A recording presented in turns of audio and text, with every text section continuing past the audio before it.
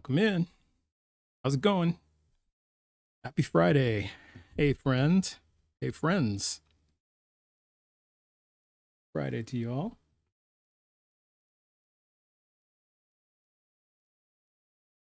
It's good to see you.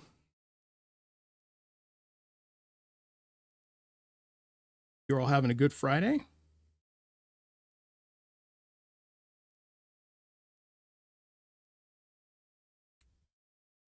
Whoa, microphone's kind of in the way. I gotta fix my setup a little bit here.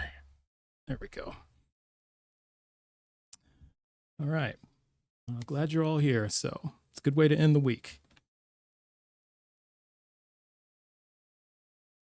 Hey, Billy the Silly. Thank you. Hey, it's me, Martha. AG337, Darth Gently, Isa Secular, welcome in. It's good to see you all.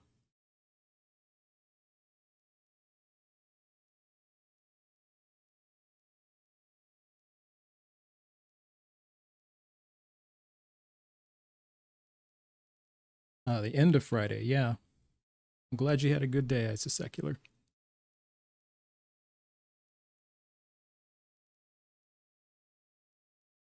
So I uploaded how many videos? 4 today on YouTube. So 4 long form videos from conversations from yesterday. So if you want to go rewatch, go check it out. And I'm going to do a bunch of shorts after this. So I'm going to be posting more content and hopefully you guys will like it.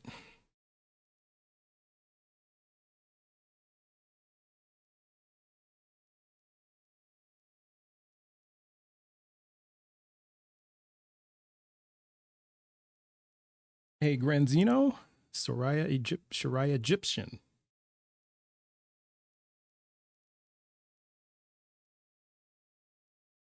Good to see you. So if you are a believer in the God of the Bible, the Torah or the Quran, and at least 18, and you have evidence that God is not evil, let's talk. Let's request up and let's talk. So we had some good conversations yesterday.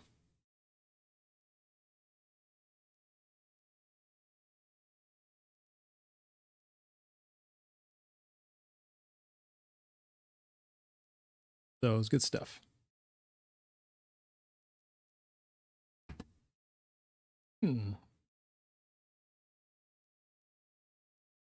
Something can't be evil if it doesn't exist.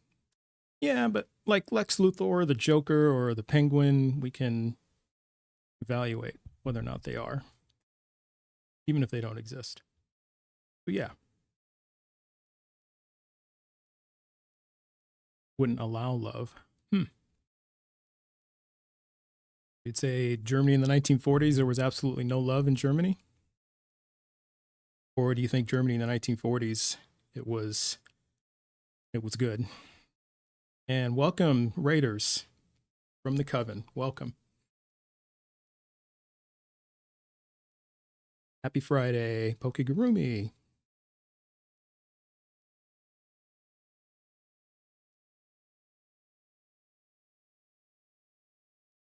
Yeah, so you're saying, Cool Tonic, that 1940s Germany, either there was absolutely no love in 1940s Germany, or what was going on in 1940s Germany was not evil.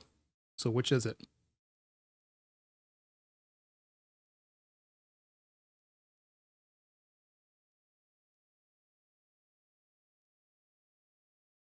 So, I mean, we can, you want to request up, we can talk about it. And it'd be interesting to hear what you have to say about that.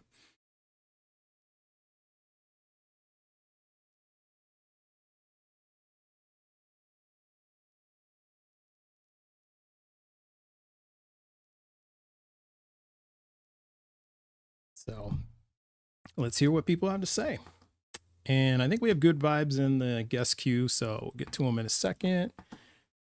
And we'll wait for things to warm up a little bit. Dr. Joe, it's good to see you.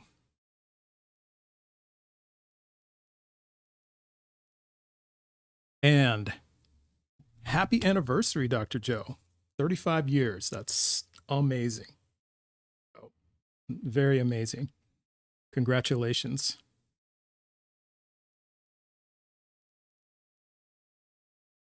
If God is evil, then what is good?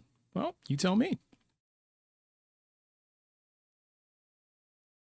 I would say no genocide, no child trafficking, no allowing, commanding rape,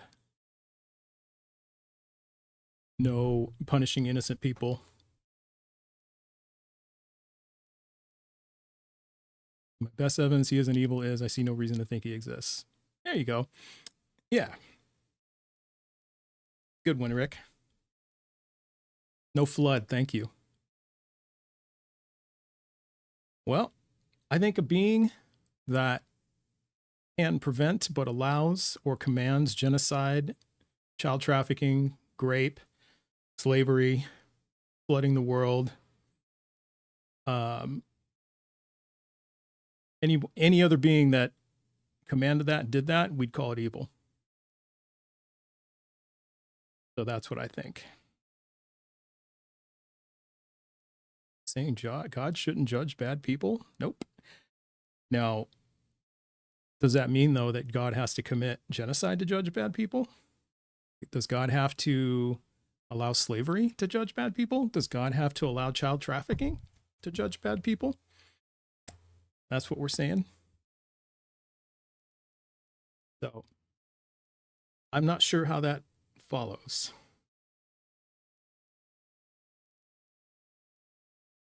Not sure.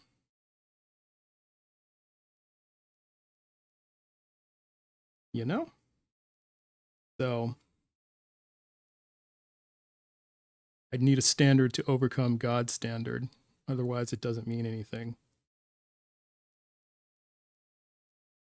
Yeah, I have a standard.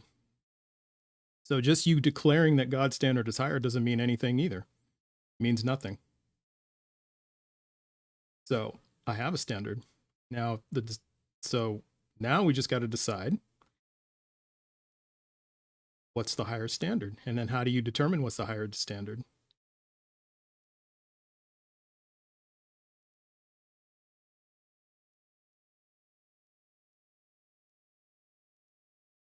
So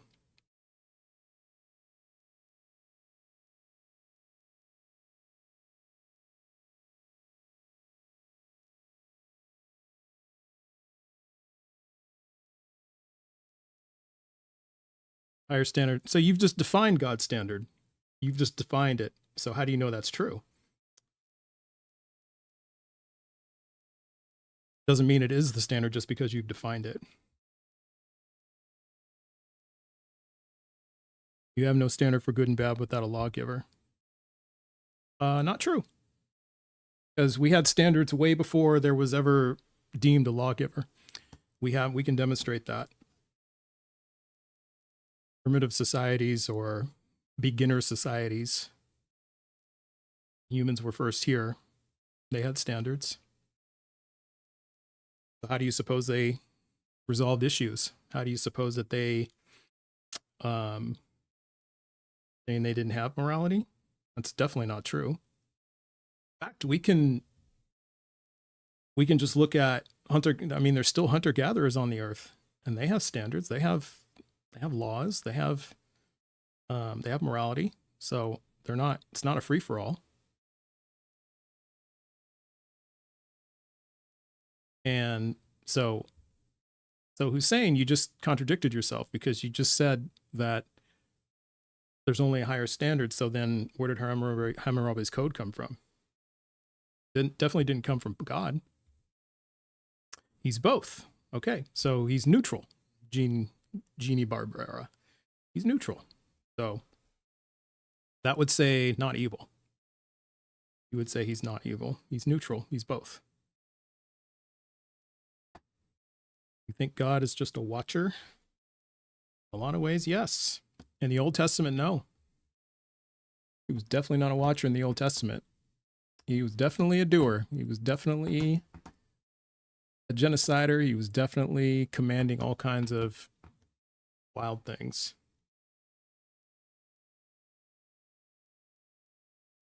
So if we're talking about Bible,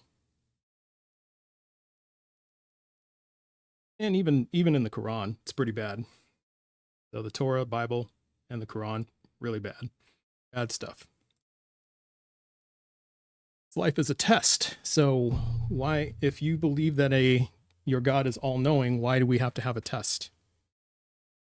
I do not believe in God. No.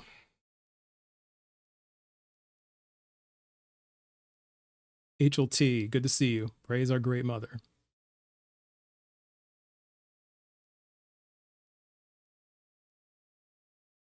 Yeah, why would we assume there's another life somewhere? It's good to see you, Philly.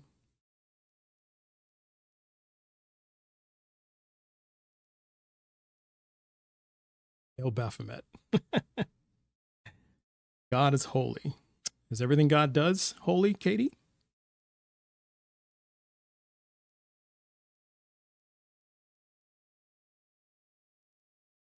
What do you believe created everything? Laws of physics. I mean, if you use created in the very loose term, test to determine what? God already knows. Test to determine what?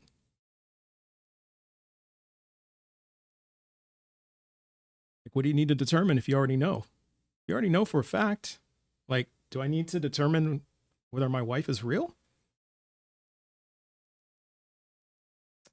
So if you want to come up and talk, you must be a believer, at least 18, a believer in the God of the Bible, the Torah, or the Quran, and you must have evidence that God is not evil. Well, Jay, try not to get spawn killed today.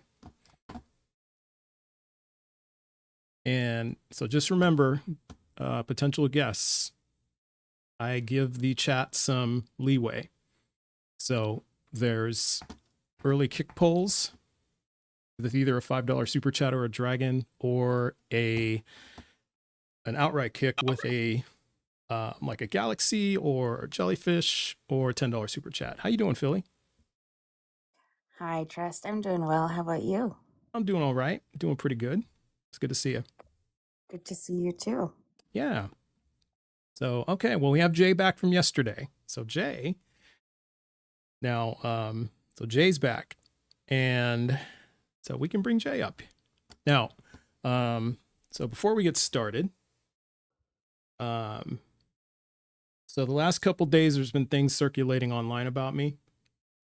They've been reposting information related to a criminal case from decades ago, over 30 years ago. So I took responsibility for my own actions. I did everything I needed to do legally, and I'm under no legal obligation anymore. And so, this isn't about me hiding from my past, but I'm not going to turn this platform into like harassment, doxing, or mod behavior. So I've done a lot of work in therapy and recovery and accountability work. I've rebuilt my life and relationships, raising my kids, having a good marriage. So if you have sincere questions, then feel free to message me, DM me. But we're going to stay focused on the topic. So that's what we're going to do.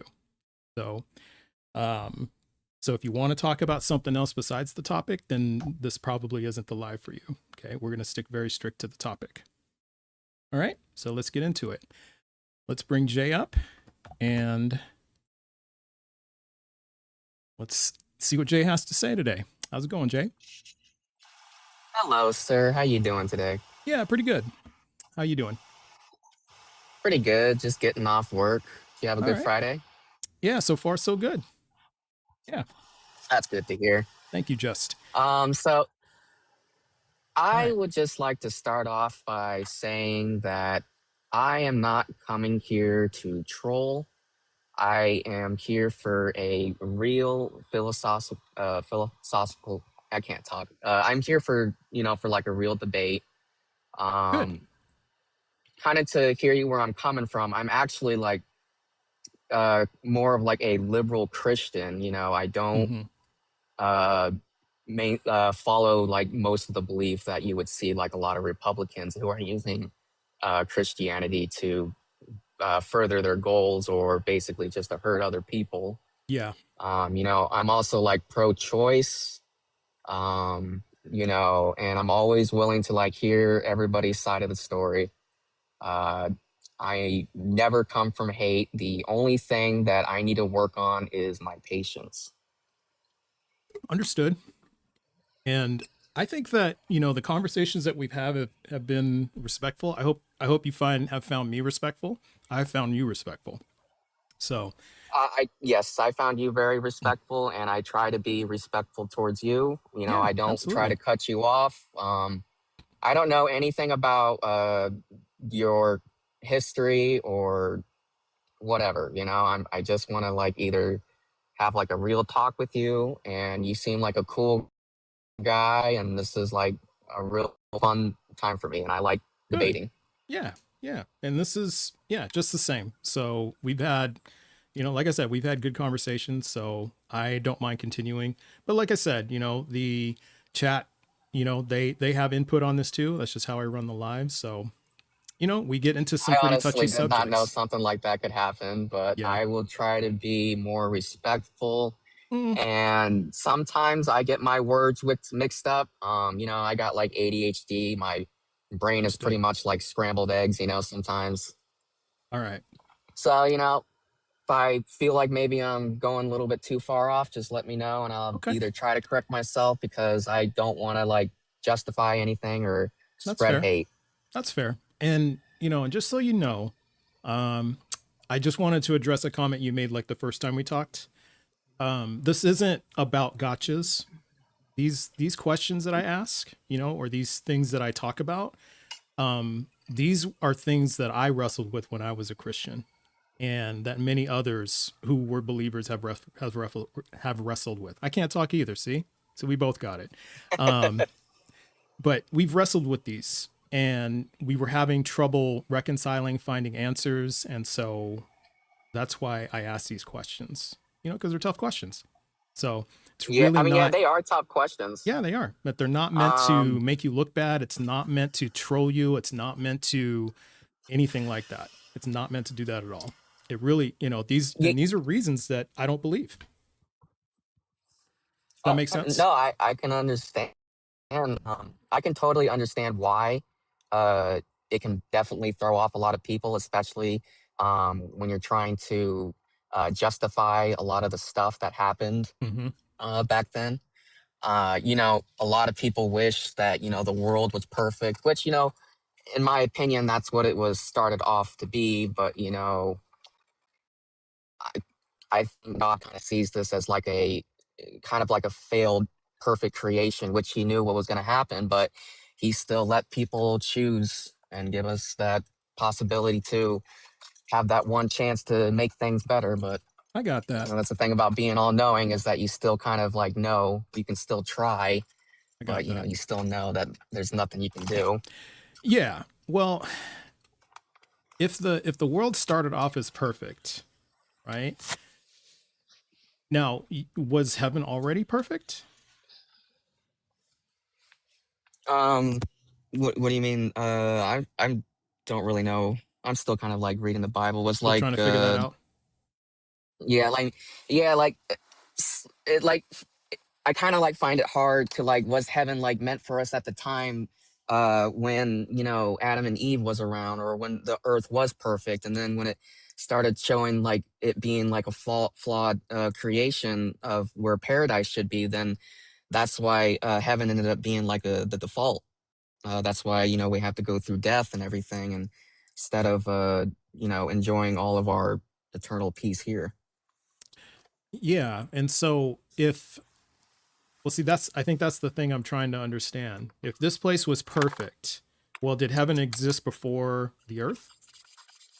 That's what I was just thinking right now when you said that. I was like, Yeah, oh, I'm not sure. Did it exist before the Earth? I think it From had what I to could, yeah, from what I can because tell, of I think angels, maybe right? heaven was supposed to be. Yeah, yeah, exactly. Okay. From what I can tell, is like maybe heaven was supposed to be just like a spiritual realm for, guidance or, I have no idea what God thought at the time, or I shouldn't say that. I had no idea what he was trying to do. It's really hard because you got to also take in perspective. He knows everything, so you got to like think, why did he do it in the first place? So then you got to like talk around that, and yeah, it's yeah. Yeah, that's the challenge. I mean, if this place started off perfect and heaven was already here and everybody thinks that heaven is perfect, then why would he create two perfect places? You know? That doesn't Well, make I sense. think well, I don't think it doesn't make sense. I mean, you could say that heaven was supposed to be for the angels and for other stuff, and earth was supposed to be for us. But then people or angels got jealous and they wanted thinking that it was supposed to be earned or they earned it more, and kind of see where that led to. Okay, so that being the case, then if God is all knowing, then that means that God knew that this place would turn out to be not perfect, right? That something would happen here, and he knew that before he created Earth. True. Okay. But then it goes to the point where, oh, he's all knowing and he did give us the choice to give us a slim chance of maybe turning away from um hold up, like giving it all by chance. You could say that it's kind of hard to find the words. All right, take your time. It's kind of like you knew it was going to happen, but you still give people the freedom to play it all out. Why though? Why not? Well, if you know it's going to happen, what's the point of letting it play out? What's the point of like not letting it play out? Well, because if you already know something's going to happen and you know people are going Mm-hmm. to suffer, people are going to feel pain and loss and suffering. So, are we saying then that it's it's okay to let people suffer if you know they're going to suffer? Um, I would say, like, me personally, no, but then it goes to the other question of like, maybe because of like the free will and we turn our back on God, that's why we suffer. Okay. So then Like free there's a lot of will, like philosophical theories on like why we're suffering, and then you got to like take certain things into context. Um it- it- yeah, it's just kind of like hard to like do it in like a short amount of time because people debate about these things for hours, a lot more smarter sure. people than me, so Yeah. It's just that, okay, so it just doesn't seem like free will is the answer here because animals suffer too. I mean, I've kind of gone over this. Animals suffer too. And that has nothing to do with free will. They suffer no, yeah, naturally here, right? And so yeah. then that kind of introduces the problem of, okay, well, if it was perfect and then we screwed it up, well, animals are paying the price for that. And so now are we saying that how are these animals responsible for what we did? Why are they paying the price? Well, when you say that, it kind of reminded me what you said last time we were talking about, like a serial killer. Mm-hmm. Um, so it got me thinking, like, well, because we have choice to do great good, we also have choice to do great evil. So then, our actions would have consequences. So Okay. because we were given the choice to make those actions. Okay. Now, you can go over and say that, people, learn when they suffer or some other stuff, but um, I kind of feel it like in the long term of things, everything is kind of like as it should be for the betterment of what we have right now. Okay. Well, Like, betterment for what would you who? say? But what would you say if like God came in and helped everybody when they needed? Like, would you say people would learn, or would we just be having free will? I would say that Or he would be following what it says in the Bible because that's what the Bible says, that God will do anything for us if we believe in him and if we have true faith and we do things in his name, he'll do anything we ask. And that doesn't happen because there's plenty of people whose prayers don't get answered and who have, faith bigger than the size of a mustard seed. And it just I- doesn't happen. it could be in a way of God helping you to like for instance, let's say you were like riding your bike and there was a rock there that God put there, and if he didn't, you would have like tripped and hit your head and died. Okay. So it could just be like these little things, that help us continue and live and learn, and develop as like a people, instead of having everything spoon fed to us. Okay. And why do we And need it to develop as sucks, people? huh? Why do we need to develop as people? Okay. So you're basically asking, like, why were we created in the first place? No, I'm asking why do we need to develop as people? Like, why couldn't we just be fully developed? Oh, you mean just like come out perfect, Yeah. like Jesus? Yeah. Why not? Well, weren't we originally all born with like sin, so that doesn't make us perfect? Well, Adam and Eve weren't born with sin, right? But they weren't born perfect because they committed sin. So Right. So then why don't you doesn't just make us that perfectly? well didn't he originally with Adam and Eve, but then, something happened with an apple. Maybe that kind of like transferred down to all of us. I've heard Then like we the couldn't be original sin perfect. thing. Yeah. If we committed sin, then we're not perfect, right? No, no, I get what you're saying. I'm trying to Yeah. think. Well, wouldn't it be like we did start off perfect and then Eve ate the apple and then kind of like went downhill from there? We couldn't have been perfect because if we make mistakes, then we're not perfect, right? It's mistake free. So if we were created perfect, then why would Eve make the mistake? Oh, Why would true. Adam and Eve sin? Um, Yeah. There's no there's no there's hmm. no there's no answer for that, right? So could have been made Well, perfectly. I mean, like I don't know if I have the answer for that. I'm pretty sure a lot of other people have like wrote books about this and Mhm. had a better argument, which, you're a lot older than me. I'm pretty sure you know a couple people, because it seems that you've had your journey. Yeah. Yeah. And yeah, I So, I have. mean, what do you think was like the best argument that you heard for why, or you just haven't Um found one yet? hold that thought. I got to take this call. Hang on just a second. Yeah, no problem.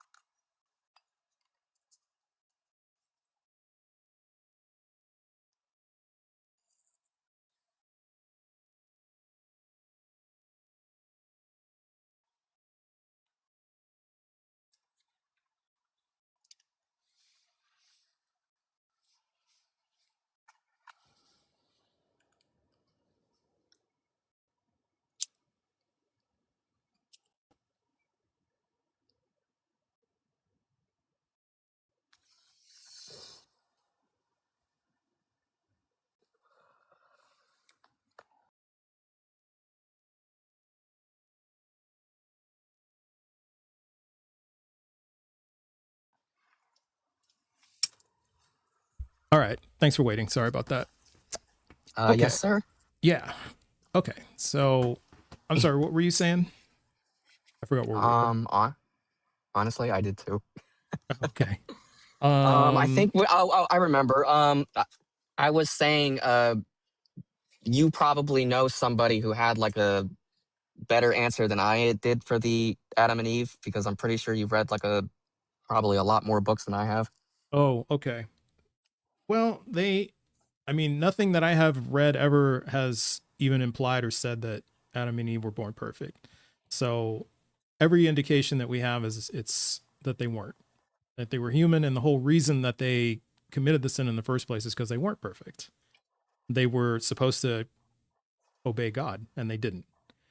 And But then if you think about it, that means angels weren't perfect either, because Lucifer was an angel Right, yeah, and and he did, he all the, rebelled yeah, he in did. heaven.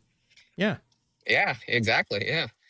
Um, So I'm trying to parse this out, because, because I mean, if we're going to lay all of this at the feet of free will, mhm. I mean, did God create free will? I would You say have to that believe maybe that. God. No, no, I totally, but I kind of feel like we were given free will Yeah, from, but get like, a from where? couple. Like, where did it come from? I'm guessing from God? Okay. So it means God created free will, right? And so, if you look at it, free will is 0 for 2. He gave it to the angels. 40% of them rebelled, went to hell. And apparently he created hell too, because how did hell get there? And then Right. he gave us free will, and that didn't work out too well. So I'm at a loss as to, how free will is good. Just seems to create a lot of havoc. And True, true, but wouldn't you say that it also creates a lot of good? I would. Now, if you have a cake, right? Has a lot of good Right. ingredients. Sugar, eggs, flour, blueberries, vanilla, the frosting, all that stuff. And there's a big pile of dog shit in the middle of it. Is it still a good cake? I see what you're saying. Yeah. I could just say, I mean, in the context of the world, couldn't you just like scrape it off and still have like 90% of like good cake? Baked in the middle? Yeah, you can't scrape that off. Oh, baked in But the middle? Oh. yeah. Are you taking a bite of that? Oh, I see. I see what you're Yeah. saying. Okay. Or if it's just mixed into the batter and then baked, Right, and then right. I So tell it's you, hey, basically. yeah, and I say, hey Jay, right as you take a bite, you're savoring it, you're like, oh, this is so good. And I just say, oh, that's great. I did mix some dog shit in there. You finishing the cake, or are you throwing it up, or what are you doing? You saying, that's still good. um Yeah. okay. In that kind of sense, wouldn't you say that hmm kind of reminds me of that like one bad apple ruins is the bunch. Yeah. So should I say to you, but Um Jay, just focus on the blueberries, the eggs, the frosting, the flour, the oh, okay, I vanilla. see. Don't So worry about the dog shit I put in there. Just worry about all that. okay, I see when you said that. Okay, so then uh wouldn't good be like a counter to what evil is? So if Reckless. God is holy Hmm. and he cannot allow sin, but made us free will to create good, and despite everything that's happened, this could just be the best outcome in the long run or towards the end of days. Okay. So if this is the best outcome, then why is there heaven? Because that seems like a better outcome. Well, I see that like God. Or are you talking I about the want I process to get to heaven? Well, no, because from what I read, God says that he would reveal himself to everybody and nobody would walk into hell unknowingly. So like I don't Welcome, believe Raiders. like Hmm. oh welcome Raiders. Yeah. Where was I at? Sorry, I know I distracted you. I threw you off. You were saying No, it's something all good. about, well, you said this could be a better outcome. And so I asked about, like, well, if it's a better outcome, how come there's heaven? We're going for a better outcome. But then I was asking you, well, is it the process that you're talking about that's the better outcome?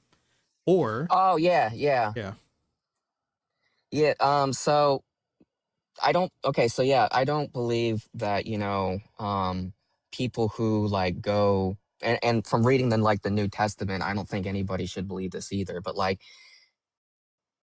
it you can accept Jesus and still pretty much like live the life um to help others, but still the life you want to live, uh in the long term, nobody's gonna go to hell unknowingly. Like, you're not gonna be like gay and then go to hell because you're gay. That's just, it doesn't, from what like the New Testament says, Jesus, that is not like something you would go to hell for.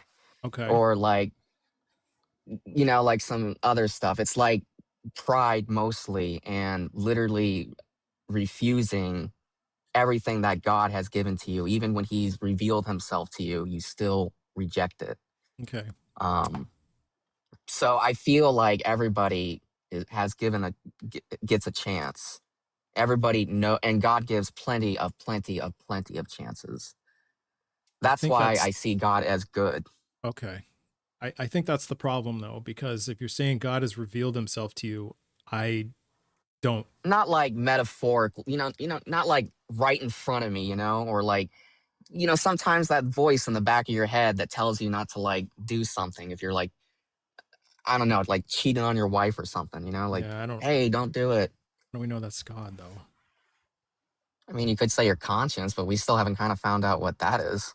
Yeah, just we haven't. It's just that we don't. But we don't know that's God, right? I mean, But we also kind of know that it isn't, or okay. is. But see, just because something isn't, or we can't prove something is or isn't, doesn't mean the other thing is true. You know what I mean? True, Yeah. true. But, That doesn't mean you could therefore God also is say real the or same therefore thing God is around. this. Of course, but R- And I would say if we you look would at look. the evidence, Jay, right? We look at the Hmm. evidence and we look at our brains light up when people have thoughts and intuition, and it only goes there. We don't see like, this signal wave coming from the sky or anything like that. But what if Uh it isn't like that, though? What if okay. it is just the way you're explaining it? Well, why believe it though? If you can't, if you don't know where it comes from, you don't know what it is. Why can't you just say I don't know? Why do we have to attribute it to a god? Well, then I would just go over and kind of like point to like historical references, like the resurrection and witnesses and stuff like that. Okay. Well, It's I kind of like, mean, but then again, that goes over and says that's the best we got. It's either that or we don't know, or we all die and that's it, okay. and no heaven or hell. This is it. But then I would also say like, why haven't we? And this is kind of weird, but I'll say it anyways. But like, if that's true, then why haven't we kind of seen any kind of like extraterrestrial life or anything? Like, by the numbers of planets and galaxies, we would have seen like something, but we Okay. don't. We're kind of jumping all over the place. So I'll kind of do this one at Yeah, a that's time. that's why I said that was weird. I don't. You don't have to No, it's answer okay. that if you don't want to. No. It's fine. It's just that like with things like, I mean, if we're talking about like evidence of the resurrection, then you would have to accept the evidence of resurrections from other beliefs, other cultures, other religions, right? Because True, but there's eyewitness testimony from these other ones who claim resurrections. You know, do you mind telling me like a couple? the Emperor Nero. Emperor So Nero from yeah, of Rome.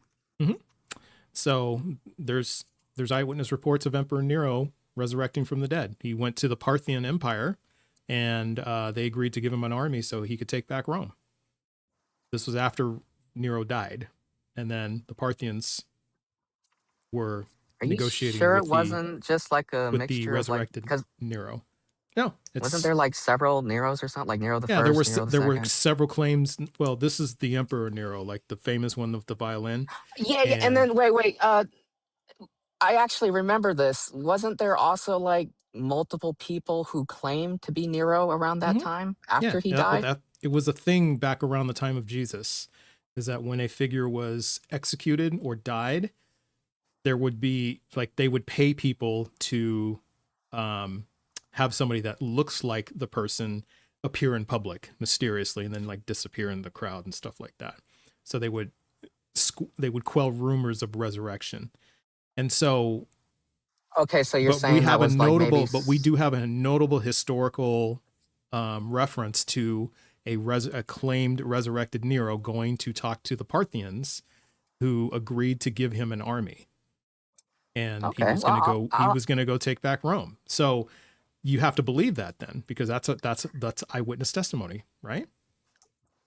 I mean, by context of what you just said, yeah, I would have to believe it, but I Okay. kind of feel like I may have to look that in a little bit more. Okay. What I'm saying when I look to like historical references, there's none that have the impact or more people that saw some of the miracles that he did. Like it almost Why looked does like he was giving them out left or right. okay, but how does impact point to truth? So like for instance, basically him flipping the entire Jewish religion upside down at the moment.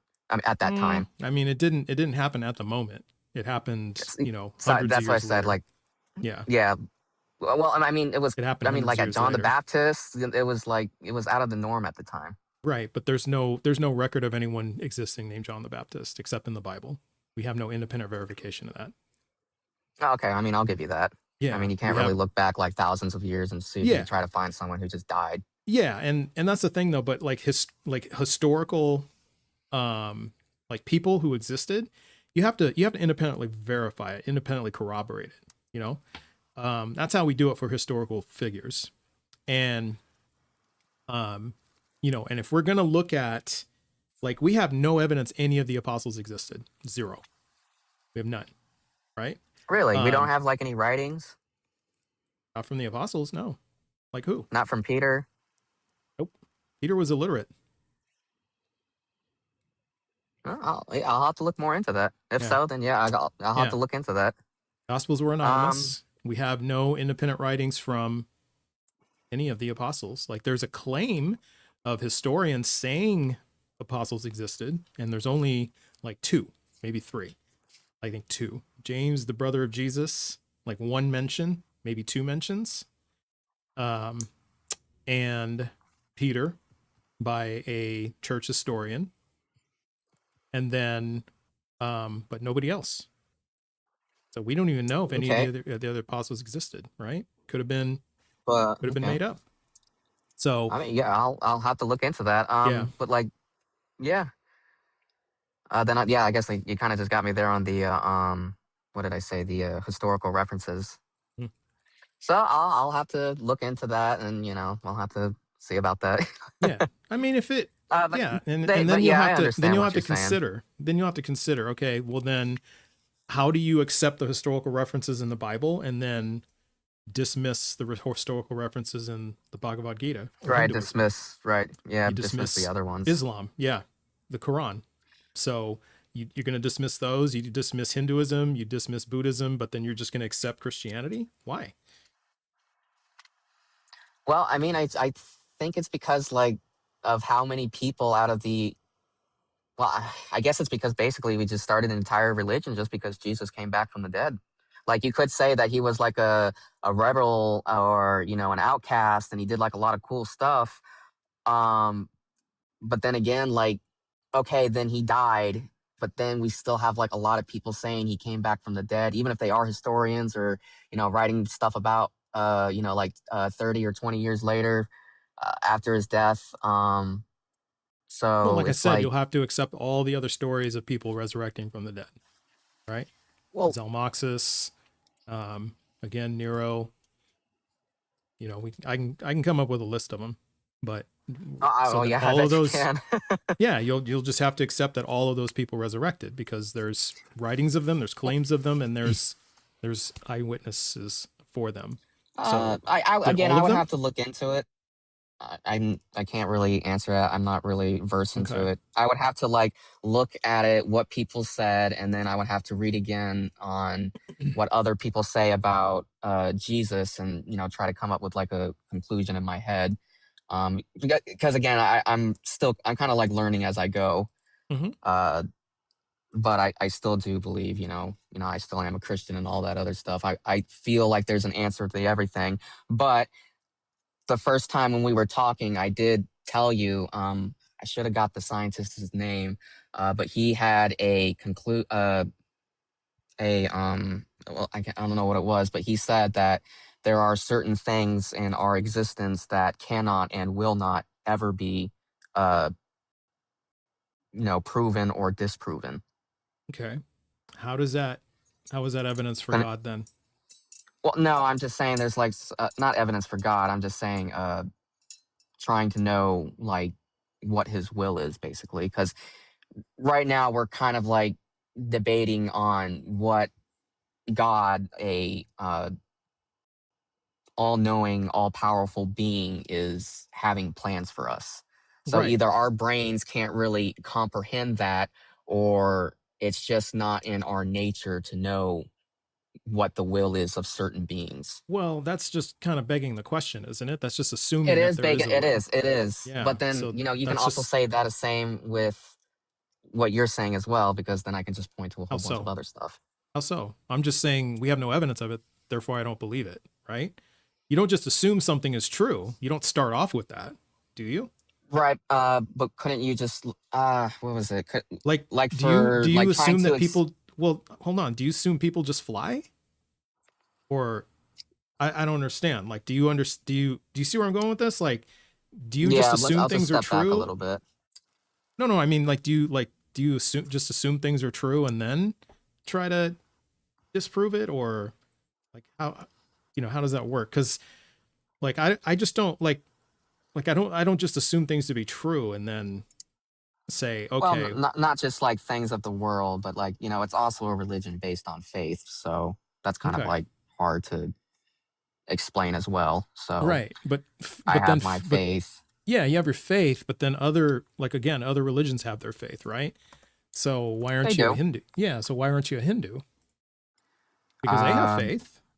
they do have faith. Again, Yeah, I would love to. I guess I really got to go out and start learning about more religions yeah. to, if I want to debate this. Um, Because yeah, but because like every religion has faith, uh, right? Every believer of every religion has faith.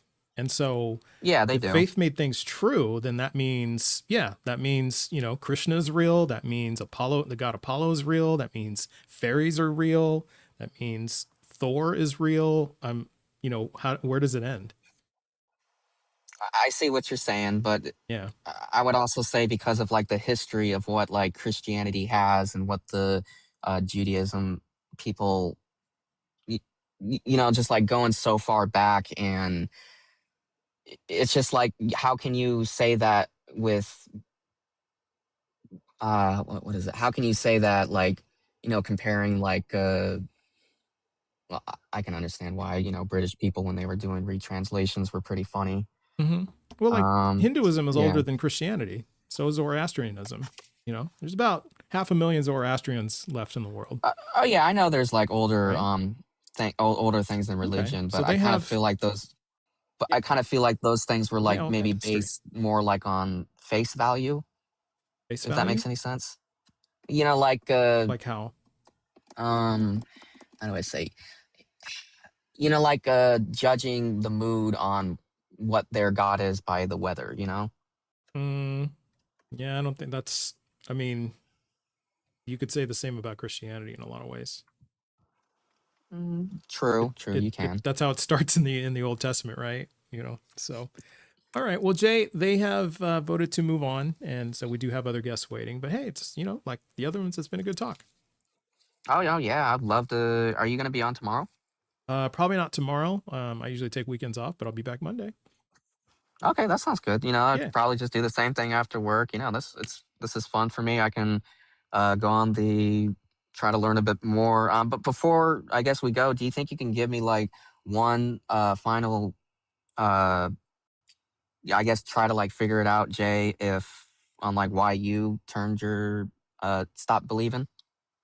Like, what was the big thing for you? Like, what was like the eye opening moment? oh, the eye-opening moment. Probably after about the 12th, 11th, 12th time I read the Bible and couldn't couldn't reconcile it, and just realizing I don't believe this. Okay. Yeah, All right, yeah, I guess I'll try to do some more research over the weekend, and I hope you have a good weekend. yeah. And God bless you, and God bless everyone else. Even if you don't believe, I still hope all of you guys have a good weekend. All right. Well, you have a good weekend too, Jay.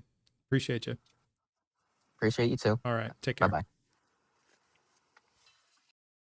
So all the reasons are the same reasons that other people believe their beliefs. And So it's just not very moving or compelling, right?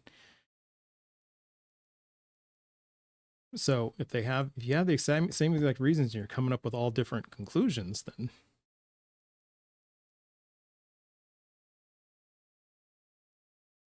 all right, let's bring up Hiker Mike. He's here to get paid, and why does that matter? Like, people get paid to do live streams. Yeah, I mean, some people do, but what does that matter? It doesn't affect the questions I ask or anything. And I don't get paid that much. It's not yeah. I know what is it with people being paid? I don't understand that. And if I was going to get paid for something, I would do something way different than this. This is like the worst way to get paid. All right, let's go to Hiker Mike.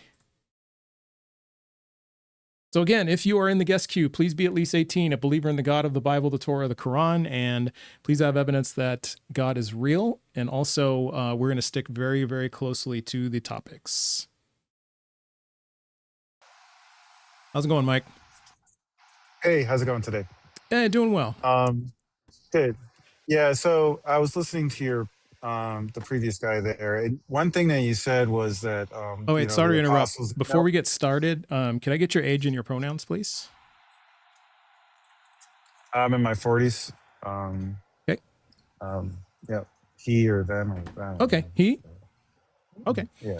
He or them. Okay, and then okay, and which religion are you? Roman Catholic.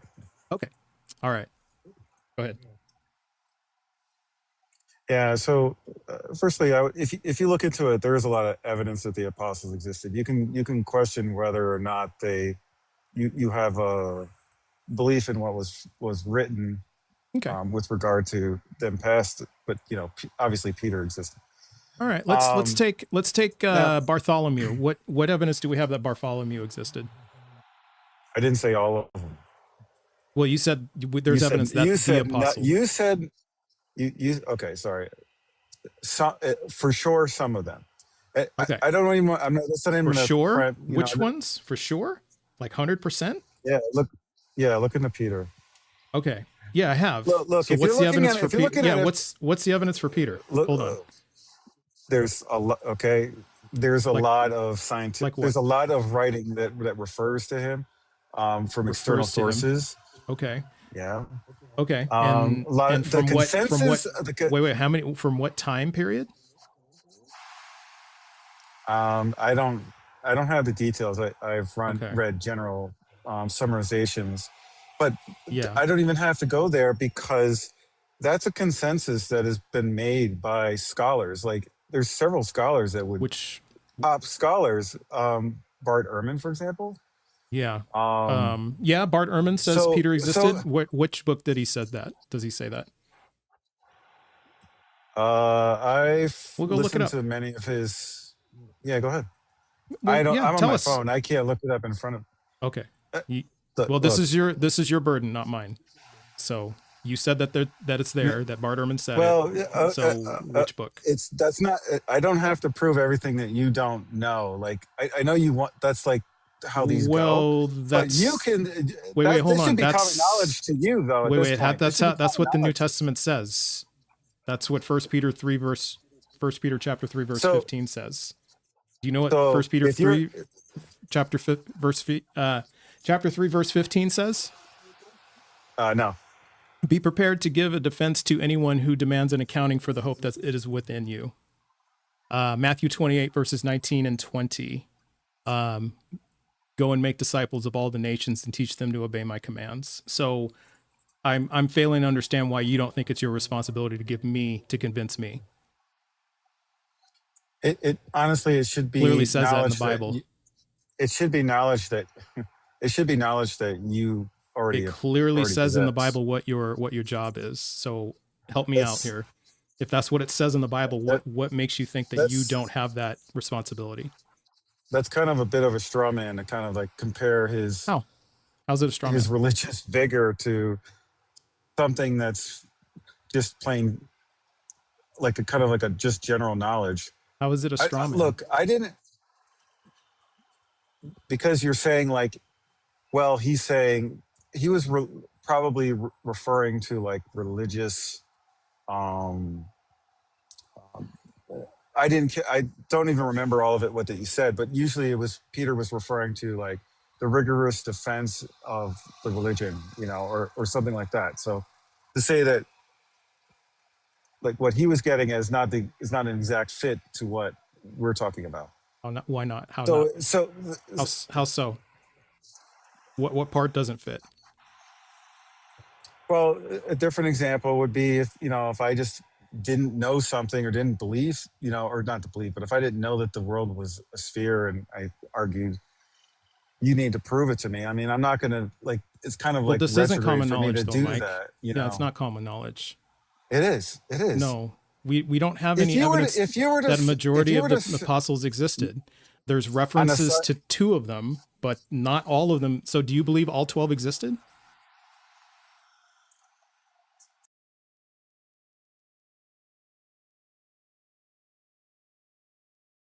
So no, this isn't common knowledge. I mean, it, it's a it, common claim. I'll give you that. It's a common claim, but it hasn't been proven. It's far from that. see, you're arguing as if Common something's a claim. scientific.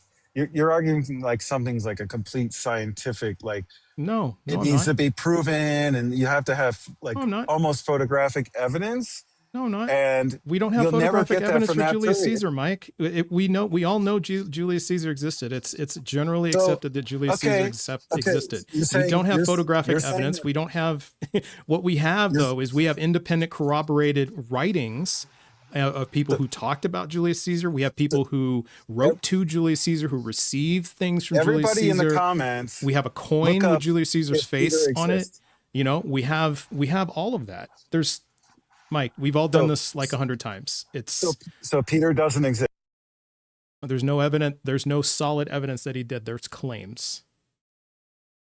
But what independent writings do we have from Peter that demonstrates that he actually existed? I think we might have lost your connection. Either that or you went mute or something, but we can't hear you. Maybe your signal is going bad.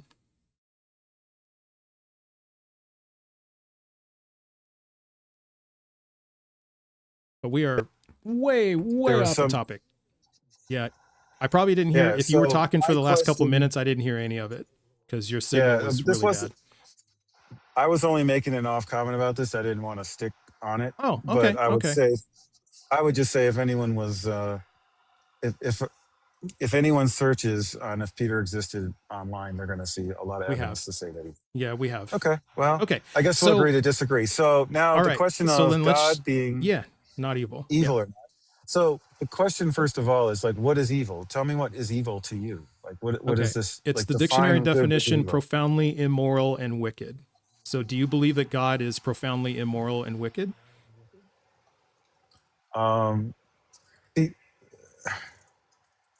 I would say that is putting a humanized perspective, if you were religious, not religious, onto something that if a religious person was looking at it, would see that the source of God is goodness.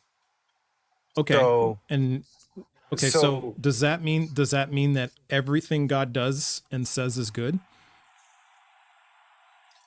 But the problem is the question you're asking is the problem. Good to us. Well, you said if he's the source of if he's the source of goodness, that means that everything he does and says is good, right? That's not what I'm saying. Okay.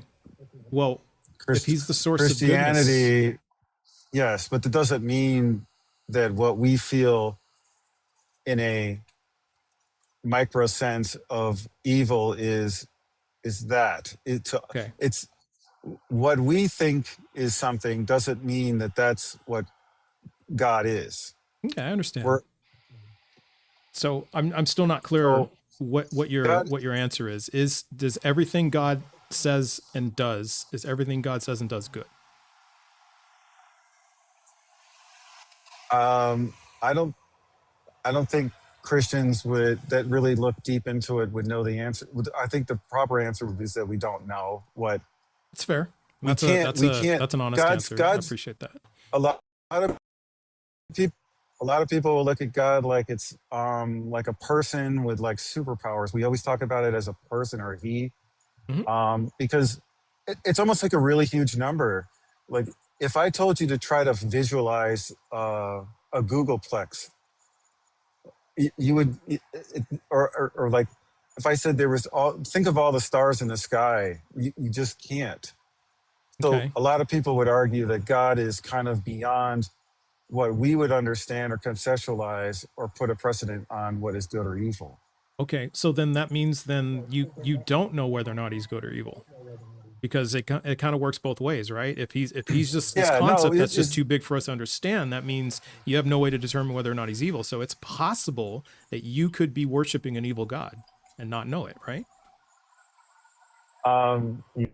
yes. However, I guess It's scholars fair. would then, first off, they would first point at, that I think there's so many different beliefs that it's almost a problem with Christianity, to be completely honest, is that everyone could just turn it into what they want to believe. Oh, I'm with you on that. But there I was agree. and it's very problematic. Honestly, it's very problematic. I But agree. however,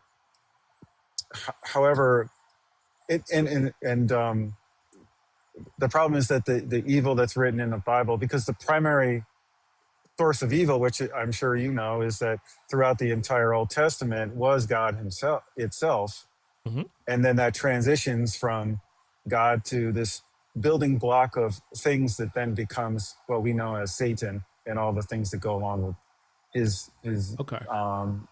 his place in history in our society now, in our beliefs hmm now.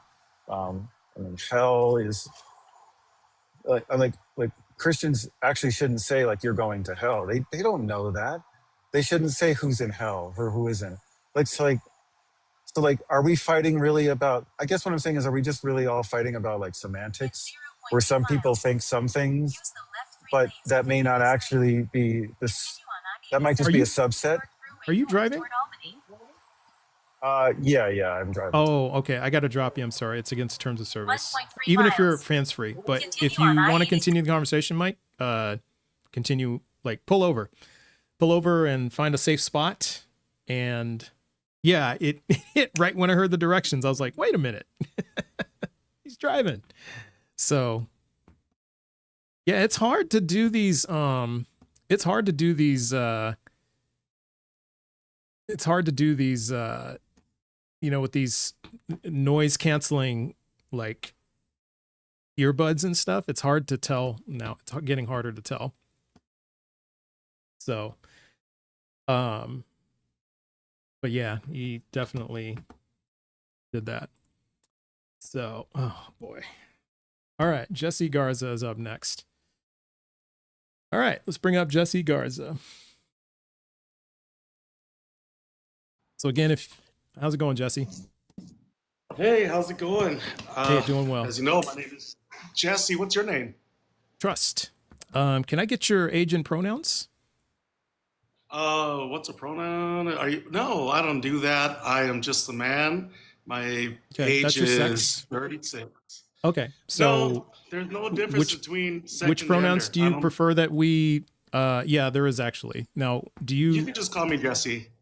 Jesse? Okay. Sure. All right. And so, okay, so Jesse it is, and you don't use pronouns? Not in the way I guess you do, but I Okay. do. Okay. So, what should like the chat refer to you as? Because they don't really want to just keep typing out Jesse. And Well, if I keep okay, saying, if I so talk to the chat and we're like, well, Jesse just said this and Jesse just said that, that's just not normal like speech. yes, it is normal. It's very normal. And what's not So, normal does everyone is just refer to you as Jesse? Everyone that you know? sure, that's why my name is there. Okay. So nobody uses pronouns for you. That's what you're saying. No, no, no, no. That's not what I'm saying. What I'm saying is you can't use a pronoun as to call me like if it's my name. That's not my name. My name is Jesse. Sure, I am a male and I am a he, but that's just not how I see it. Okay, You it's know? not how you see it. So you Right. don't use pronouns. Not. I do use it in Okay. And so what grammatical way. In a okay, grammatical way, I guess. so people you know, what pronouns do they use for you? All right. Well, I guess. All right. Fine. Make it simple. Pronouns: he, him. All right. Okay. Cool. Could have just done this a minute and a half ago. Okay. All right. And Sure which God do thing. you believe in?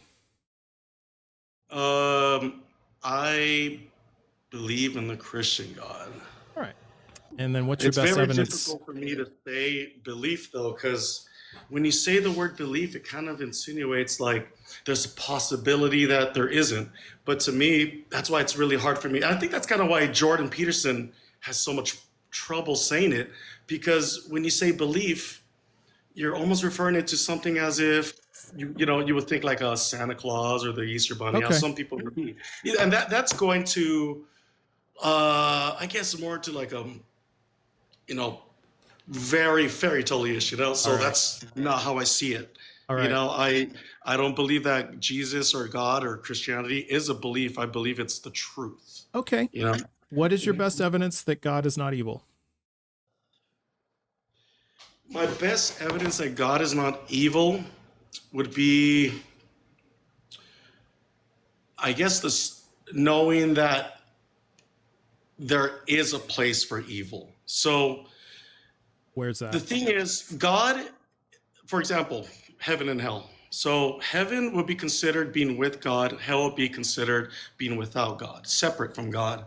So when you were trying to think of God, it's almost like, what is he, a person or a thing? What is he? But what he really is, he's a personal being. So you could have a personal relationship with him. But as far as, I guess what I'm trying to get at is he is basically outside of good and evil. So he isn't the creator of evil, but his creation did create evil, if that makes sense. Okay. So he didn't create evil. His creation created evil. Yes. And the Okay. reason why is Did he because know that they were going to when create God, evil? well, and this is where it gets a little harder for anybody to really explain. The reason why is because if you could completely explain God, then that's probably not God. God is very outside of everything. He's outside of space, time, Okay. and matter, right? Okay. So so hold on. So if Go you ahead. can't really explain God, because you said it's truth. So first you started that Right. that God is truth. But then you said, but you can't really explain God. So then how do you actually know that God, well, you said he's Okay, neither well, good I nor evil? guess here, help me out with this one, Trust. What's your name again? I'm sorry, or Trust. what do you want? Just call me Trust. Trust. Okay, Mhm. trust. Right. So what is your best evidence that God is not good? Genocide, sex trafficking, Genocide and slavery, trespass. Okay, well, let's stop there. Let's genocide, let's go to the sex genocide part. trafficking, Let- yeah, slavery, let's break it down. punishing Let's without, well, no, let's, okay. you still haven't So given me let's the which one? evidence. Let's pick one of those. Let's pick one of those to break All it right. down. Then Let's go with I this think one. that'll be easier. Here's one that I'll go with. This one will be easy. So help us out with this. Cool. Yeah.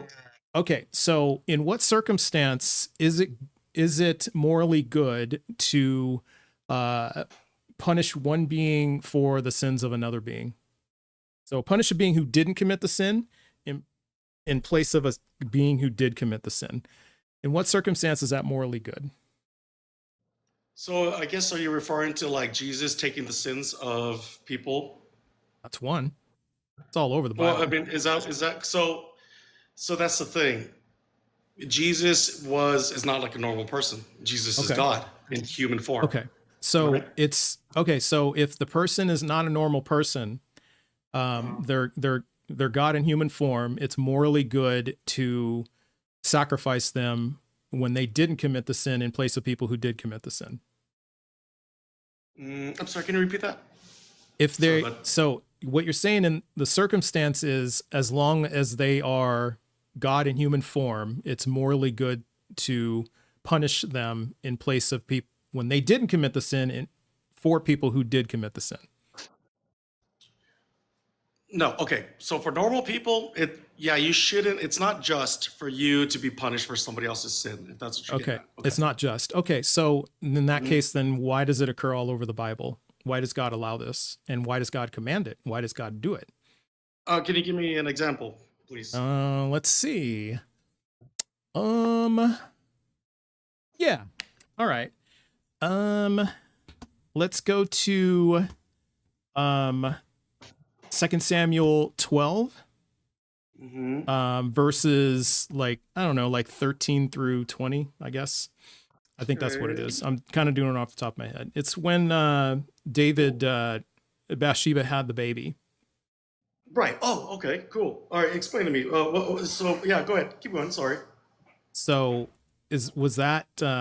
so did the baby commit a sin? No. Yeah. So the baby committed a sin, did not commit a right, sin, but- right? But the baby died, right? Well, yeah, it says here in 2 Samuel, nevertheless, by this deed, you have utterly scorned the Lord. The child born to you shall die. Then Nathan went to his house. The Lord struck the child whom Uriah's wife bore to David, and it became very ill. David therefore pleaded with God for the child. David fasted and went in and lay all night on the ground. And I'm going to skip to 18. On the 7th day, the child died. So the child was sick for 7 days and it died. So was that a morally good thing for God to do? So you see how it says right there. So it does give you the way that the child did pass away. You know, he passed away due to illness, right? So this is the weirdest part. So something very interesting that I like to say, it was also in his will. So that means whether something good or bad were to happen within humanity, it was also in his will. So yes, David, so let's break it down. So King David, he was feeling pretty good and high and mighty. The Philistines, they had taken the Ark of the Covenant, and things were just going really bad. So they were like, you know what? I think we gotta get rid of this thing. They ended up getting back the Ark of the Covenant. David's freaking excited. He's dancing naked in his clothes, and his wife is like, dude, this guy, he's like, you're our king. And she's like, you're our king, and you're dancing naked in front of him. He's like, basically, well, if I'm a fool for my God, right? Okay. Anyhow, after Hold on, I'm wife, sorry. I gotta jump in. How does this? I'm not sure how this answers my question. because your question is, What makes was why this did morally God do good? something so? Why did No. God My question allow was this morally good? it was morally just, and that's the difference. That's not what I'm asking. I'm asking if it was morally good. Good in the sense that where's this baby now? Probably living in eternal heaven, right? So that's a Okay. good thing, right? That's a good thing. So it was morally good because the baby was going to go to heaven. It was morally good for God to strike it with an illness so that it died after 7 days Right. for something it didn't do. For something, well, remember, it was also caused by an illness. So yes, I understand that King David, that is written in there that he Well, it struck wasn't the- caused by an know, illness. It was caused by the Lord. It says the Lord struck the child and it became very ill. So it was the Lord that caused this, right? Right. Okay. Yeah. Not the illness. God did this. So Okay. if I'm hearing you right, you're saying God striking the child with an illness when it died for something it didn't do was morally good. It is morally good. It is morally just because God, so God has a just place for everything that is good and everything that is bad. So yes, Okay. I understand that it does say that the child was struck by God, but the thing is, it doesn't. explain to you where the child went or what's going on. Well, why was You it know? just? Help me out with that. Why was it just? So it was because it was just, it was good. Now, why was it just? Right. Because it was also in God's will. Because so anything that's within God's will is just and good. No, so basically what I'm telling you is everything, even when things are bad, so why does God allow bad things to happen, right? Is like that's another question, right? Why does God allow evil in this world, right? Like that's basically the same Not really. it's a I mean, larger question, right? yeah, it's a larger question, but it's not Right? really answering this question. This Mhm. question is, because I'm asking you, it was good. Well, you did kind of answer it. It was good for God to kill the baby because Not good, it not was good. I'm going to sorry. heaven. It was just for God to do something like that. Well, Yes. I'm asking you Or if it to was good. Yeah. allow it to happen. Right. Okay, but I'm Um, asking if it was good. It wasn't morally good. was it morally good? Hmm? For God to kill the Well, baby you see, to because we're punish not God. David. We don't have that type of authority on here Okay. on earth, right? Okay. That so overall, God's authority isn't good and yes, it's good. It was just. It was good. That's why it's Okay. good, because it was just. Okay. Yeah. It was just because it was good. Okay. And then what makes it just? To kill a baby to punish somebody else. All right. The way I could explain this is I understand the way the Bible has written it. Like yes, God struck him. Like you could say that about losing a brother or sister to God, but not doesn't necessarily mean it. When people are born with an illness and they end up dying, did God strike them? No, not necessarily. You Right. know, Well, we're not so talking about them, Jesse. We're talking about this baby. It clearly said in the Bible that God struck this baby and it became ill and it died, right? I mean, it's clear about that. mhm. So there's no dispute there. I'm not disputing that. I'm trying to understand from you what makes it just for God to kill a baby to punish David. Well, God is outside of it all, right? So that means to God, the how can I explain it? Let's see. So for example, so here's I guess it's hard for me to explain because there's no life is forever, life is always, right? If you leave this earth, you will be somewhere. You're not going to just be gone. That's not what Christianity, that's not what we believe is true. What we believe is true is you will be somewhere, heaven or hell, either with God or without. So when something happens on this earth, like a baby losing its life, or like it says there, oh, God struck the life of his born child, there is a consequence to everything. So God is There's a just. consequence. Okay. Yes, there is. So, and that's yeah, go ahead. okay. Well, so help me out here. So just because there's a consequence, Right. that makes it morally good for God to kill a baby for who didn't do anything, for something David did. So God doesn't ever. So God claims to be the God of life as well. So He gives life, right? Really, He Mhm. doesn't really take life. So Well, he if took life gives- here. so- He struck the child. He took life but that here. life is still alive. That's what I'm saying. That life is in heaven right now. Did they? Right? Okay, so it was good for God to do this because there was it's and the we same don't- thing with the book and of how Job. do we know In this? the book Okay, of but Job, how do we know this kid's in heaven? because it's in God's will. It's in God's will, but how do we know That's right. But how do we know this was God's will? Because it even states it there. That's why it's all in God's hands in this one. It says He struck the child. It didn't say David struck it, not humanity. It is all on God. So God Yeah, is the one that's It taking doesn't the say reins. here that the baby went to heaven. It doesn't have to say that. It doesn't have Just to like say that. Okay. like God doesn't have to say He's real for you to know it's real. Okay, It so should if be I'm hearing you something right, then hold on. Yeah. So if I'm hearing you right, it's okay so God didn't actually kill the baby? If you were to die right now, you're not actually dead. You're still an entity. You still got a soul. Okay. Trust. You still got a soul. You still got How a do we know spirit, that, Jesse? How do we know that? What's our evidence that we have souls? Well, how do you know your roommate isn't going to stab you in the back tomorrow or when you're sleeping? Well, I don't know 100%, but that doesn't. No, yeah, you don't know. But guess but what? that You're doesn't doing? explain. You're Well, relying on something called faith. well, hold on. You have faith that your Hold mother on, loves Jesse. you, right? Or Hang you on, have faith Jesse. that your This mom's doesn't gonna stab explain you. how you know that there's a soul. What's your evidence that there's a soul? Your evidence of a soul is knowing that we were created in the image of God. That means He also How do gave we us know His that, emotions. Jesse? How do we know that, Jesse? Because you're a living being.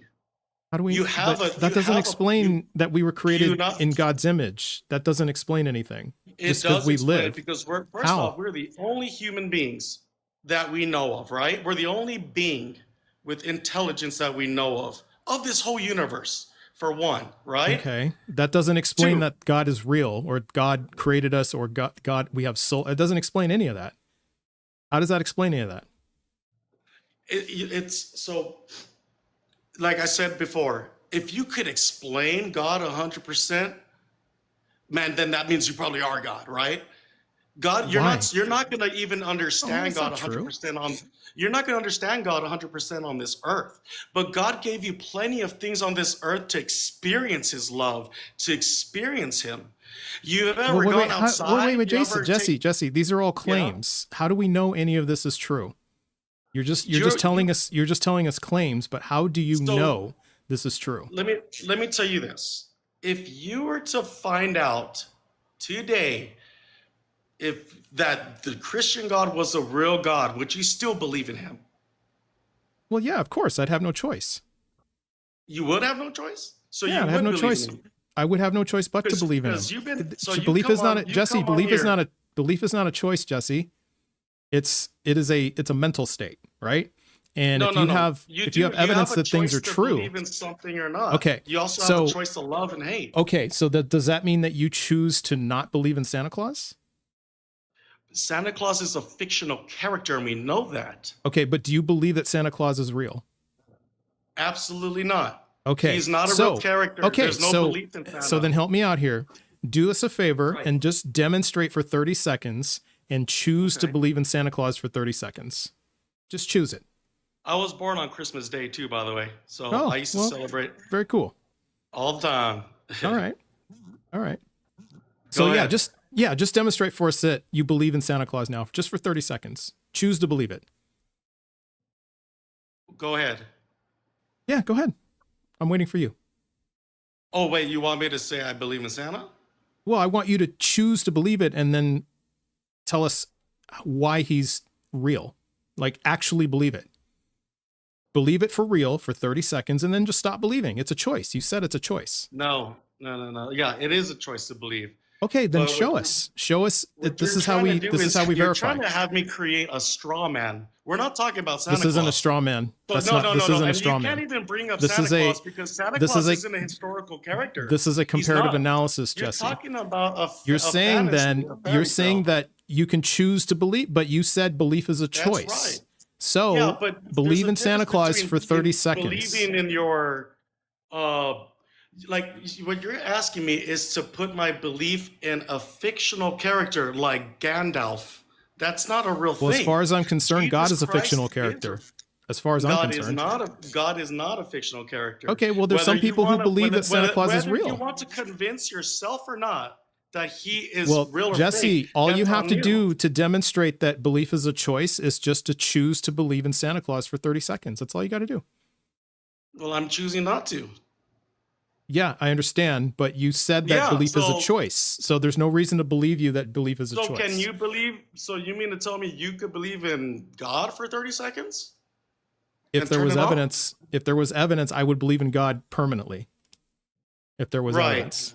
But I wouldn't this- just but turn the I can't turn it act- on. I already told you belief But is the not a way- choice. but- I can't turn so it on but- and off. So that doesn't so you asking me that so do doesn't you make think the sense. I already natural told you it's order- not a choice. So do you So- think the natural order of this world, create the way it is now, the order the way it is now, do you think that was just coincidental? No, it What wasn't do you think it coincidental. was? It wasn't. Nobody What was ever it? says that it was coincidental. It was the laws of No, physics. no, I'm asking you. That's why I said do with the question mark at the end. Yeah, Do you it's think not coincidental. It was the laws of physics. the laws of physics were created by what? They've always existed. That's No, the they evidence did that we not. have. Okay, The creation give us of your space, evidence. time, Hang on, space-time hang on, matter hang on, Jesse, hang at the on. beginning, Give us right? your evidence that the laws of physics were created. Give us your Because the laws evidence. of physics were started when space, time, and matter all came into existence. No, Before then, there was no physics. How are you we going don't to have physically any. react We don't on have any something evidence without of matter? that. You can't Well, react on Jesse, physics okay, if there's so nothing we have physical, no matter. drifted way off topic, but I will say Right. this: we have Well, evidence that because we your have evidence. topic is too small. We have evidence that You no, put it no. all in a little We have bubble. evidence. What We you have need to do is evidence. expand it. Okay, hold on, Jesse. Hold Right? on. Okay, let's. You got to let me talk. All right, this is Sure. my live. You got to let me talk. So I'm just trying to respond to what you're saying. All right, we have evidence that the universe always existed. All right, that it wasn't created. We have evidence of No, that. well, it depends on what So, theory you want to go by. Right? So what is your evidence that God created everything? What is your evidence of that? Demonstrate that to us.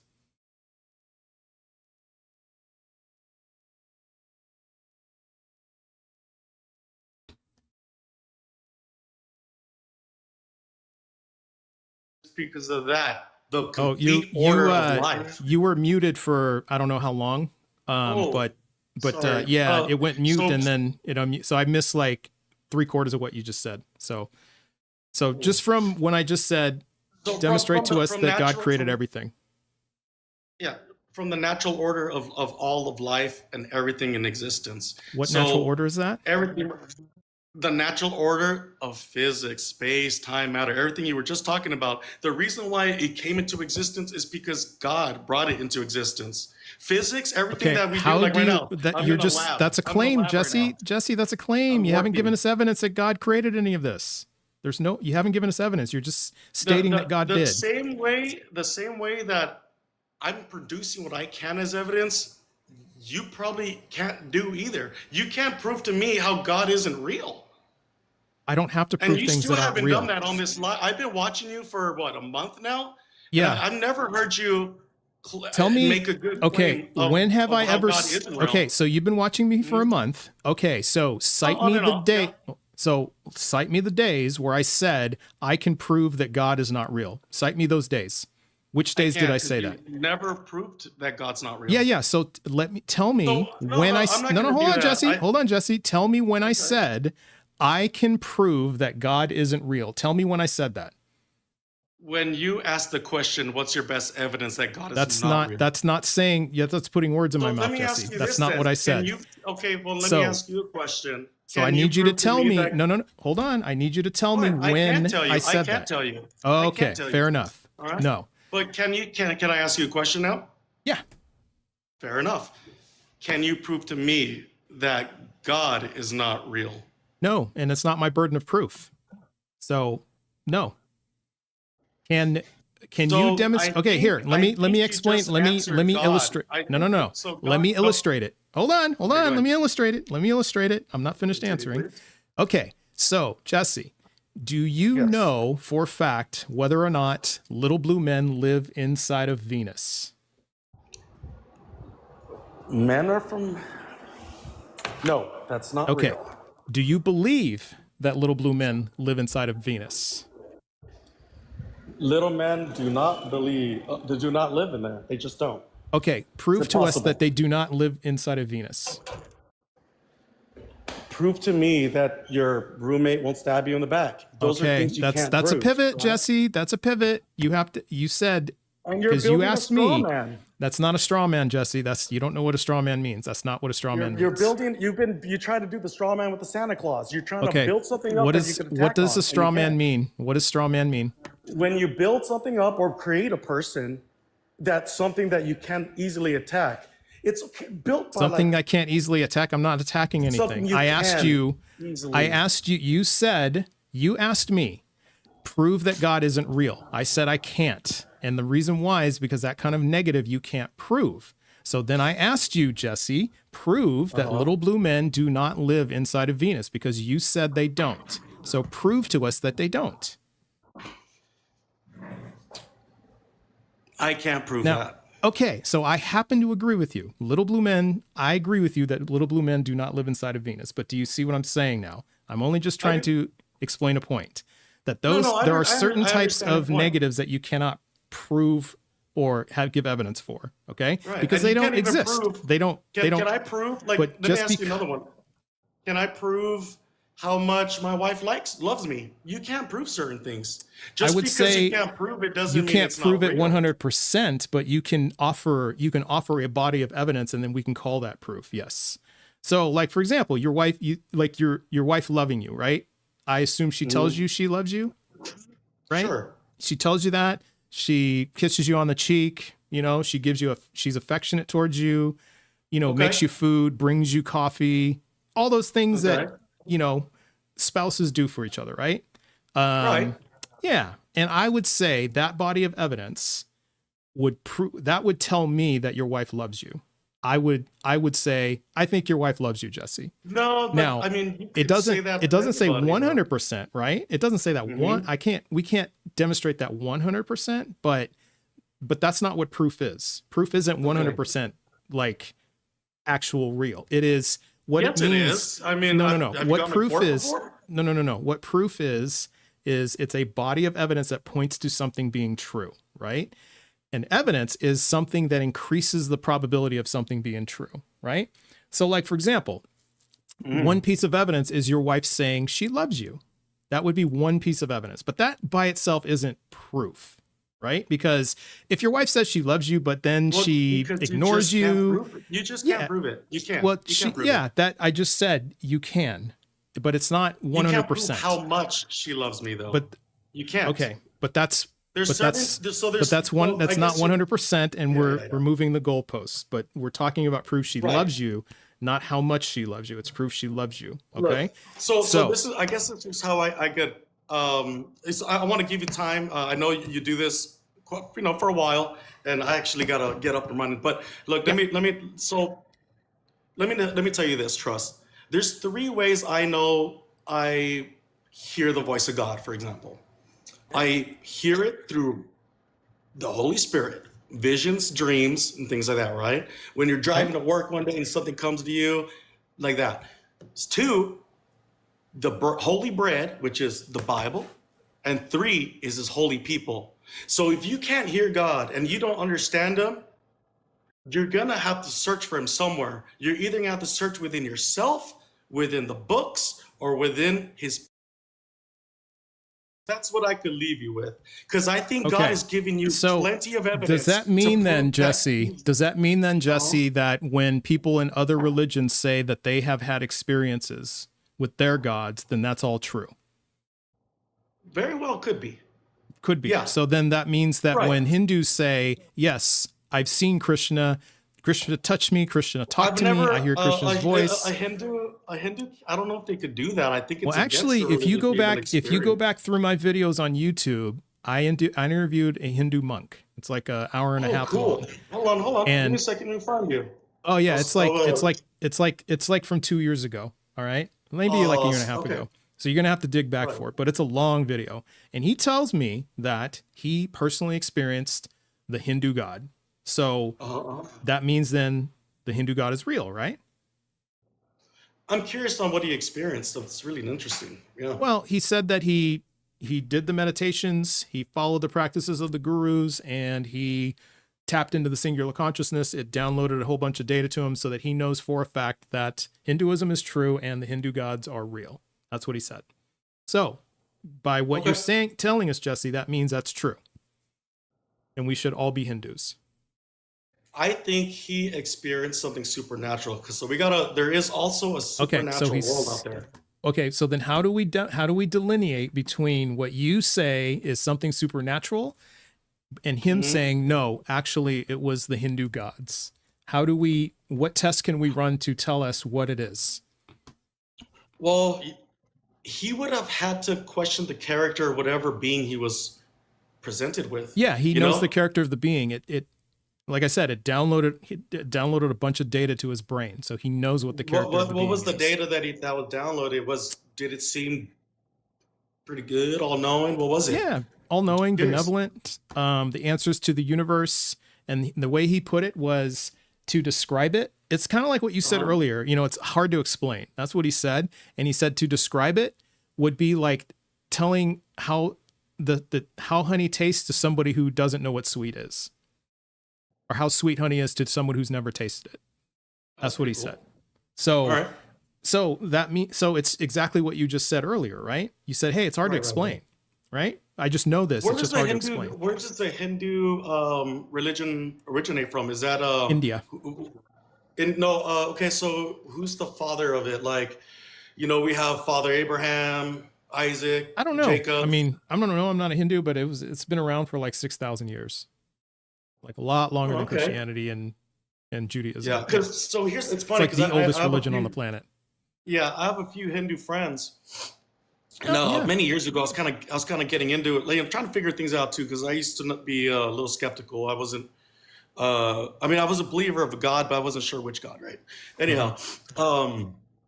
Oh, sorry. Lost my train of thought. So That's I got okay. An email. Yeah, we'll make this one last thing, and then I have to move on because they voted to move on. Oh, they did. Okay. Yeah, they did. Well, you But know yeah, what? go I'll ahead. just make Go ahead and this finish. last- Yeah, finish the thought. No, it's fine. I got something popping up too. But hey, Trust. It was cool chatting with you, man. Yeah, it was I good talk. appreciate you for being patient with me. This is my first time ever doing this, so it was Okay. cool. All right. Well, hey, enjoy the rest of your day, Jesse. I appreciate you Hey, coming man, up I and really hope appreciate you your find God, though. politeness. I might come back with you. I might come talk to you later, but Well, I hope you start searching a little more. Hey, well, you've been watching my lives. I have been searching, right? I'm I asking for have. evidence. Yeah. And I'm so freaking rooting for you, man. if God is out there, I'll find him. Man, he like I said, I hear him three ways: through the book, his holy people, and the spirit. All right. Visions and dreams. All right. Let Well, it enjoy happen, the rest brother. of your day, Jesse. All right. You See ya. too, man. Take it easy. All right. So interesting.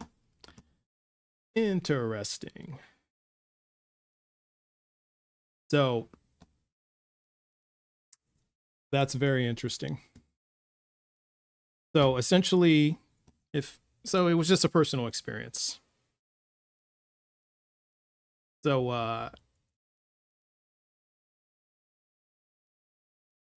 that was something else. See, that's the thing, is like we kind of jump all over the place. And he says, well, about this, can you prove that he doesn't exist, and this and all that. But I know, that's usually how it goes, and I see that in my chats all the time. So,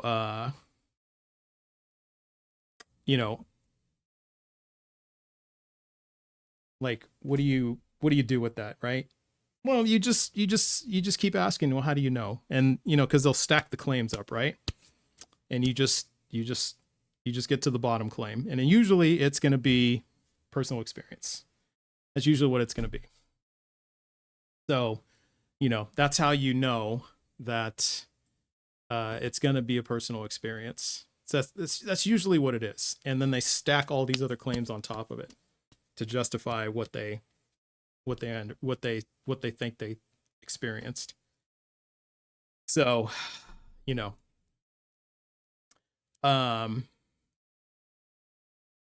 so that's just super interesting.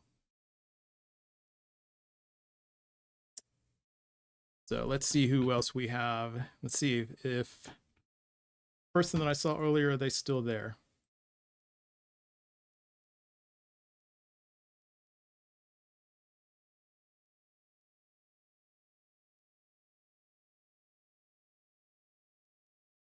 Oh, come on.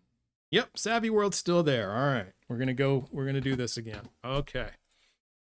So, all right. So, again, if you are a believer in the God of the Bible, the Torah, the Quran, and you're at least 18 and you have evidence that God is not evil, request up. And also, we are going to stick very tightly to the topic. And,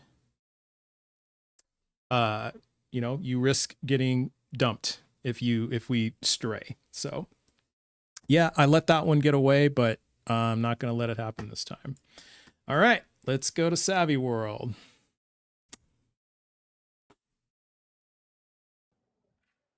What's up, Savvy World? Hey, what up? What you? Hey, I'm doing all right. Doing all right. Okay. So you're back, and Yeah, cause I'm surprised you still taking this narrative. I take it you're still a Christian. I'm surprised you're still a Of Christian. course. Yeah. Are you? Yep. That's crazy. Well, actually, I'm Okay. kind of not surprised. I am, but I'm not. I was gonna say So I feel like I got a lot of conviction. yeah, granted. All right. So what evidence do you have today that God's not evil? Somebody said Disney World is better than Savvy World. I beg to differ. I'm just playing, but that was just kind of funny. But you said what's your best evidence that God is not evil? And so are you taking a position that He does exist, that God does exist? Let's just say that we're taking the position like we're studying whether or not the Joker from Batman is evil. So does that mean that the Joker has to exist in order for us to understand whether or not he's evil? Mm, essentially, he has to have Essentially, characteristics. we have to assume that the Joker exists Well, to the Joker determine does whether or not exist he does exist. How? Where does he exist? in comics and in movies. In comics and in movies. Yeah. So in that sense, God exists in the Bible. Okay. All right. Yeah, So I could grant that.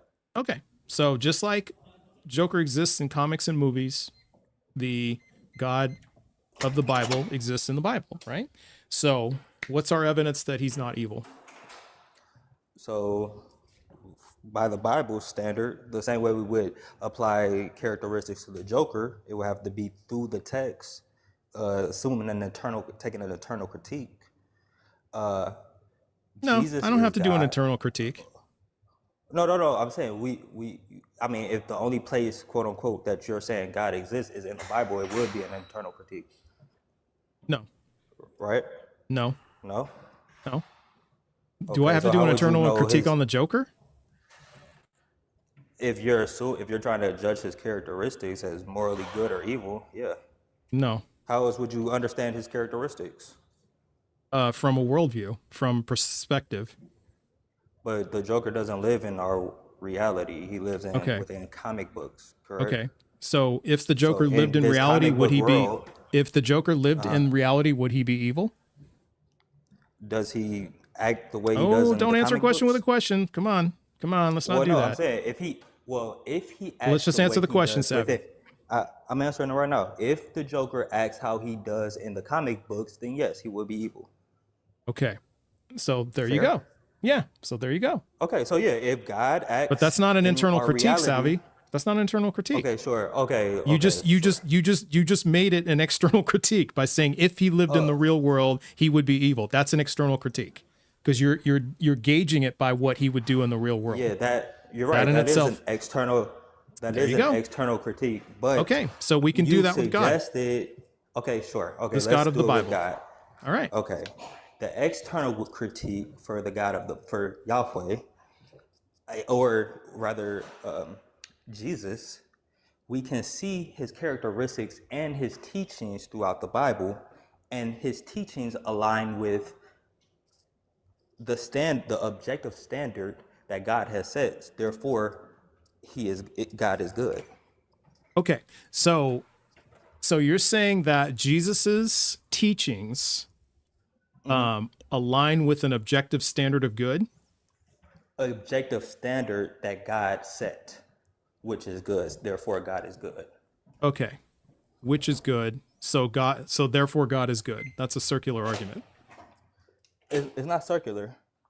Is Jesus God? Yes, Jesus is God. Okay. So you're using a self-referencing standard then. No, an You're objective using standard. well, yeah, okay. The only So objective standard to goodness. is yeah, What and other you're standard can comparing we? yeah, so you're comparing Real quick, what Jesus's others? Oh, go ahead. Sorry. you're Just got a comparing lag or Jesus something. is morally good, right? And you're saying and Jesus is Jesus is God. morally good. Yeah, Yes. Jesus is morally good. Jesus is God. I'm using God's Well, I'm saying standard his to say teachings. that, No, no, no, yeah, no. Jesus's You teachings skipped a is part. morally good. Yeah, His Jesus's teachings. Yeah. okay, Yeah. Jesus's His teachings are teachings. good. Yeah. Jesus is God, right? Hmm. Jesus's teachings Hmm. are good. Jesus is God. I'm using you. I'm quoting you here, sort of quoting you. We'll just say Savvy World is using God's standard of goodness. The only Therefore, objective standard of goodness. Yeah. okay. Therefore, God is good. Right. So That's the circular. objective standard, It's viciously the reason circular. it's not circular, It's the reason self-referencing. it's not circular. It is circular. It's self-referencing. Self-referencing, friend. You're using God's standard against himself and saying he's good. Hello? Sorry, I got a call. Yeah, that's all right. You're okay. You're saying why it's It, circular? Or because can I you're just say why using it's not God's circular standard and then to you yeah, you're using God's standard to say that God is good. okay, so what standard of good and evil are you taking? The standard I'm taking is the principle of generic consistency. And by that, God Well, fails. can you define that? Yeah. Yeah, the Well, principle can of you generic consistency is the standard. It's a principle in which we determine that people have rights when they are agents, and those rights are freedom and well-being.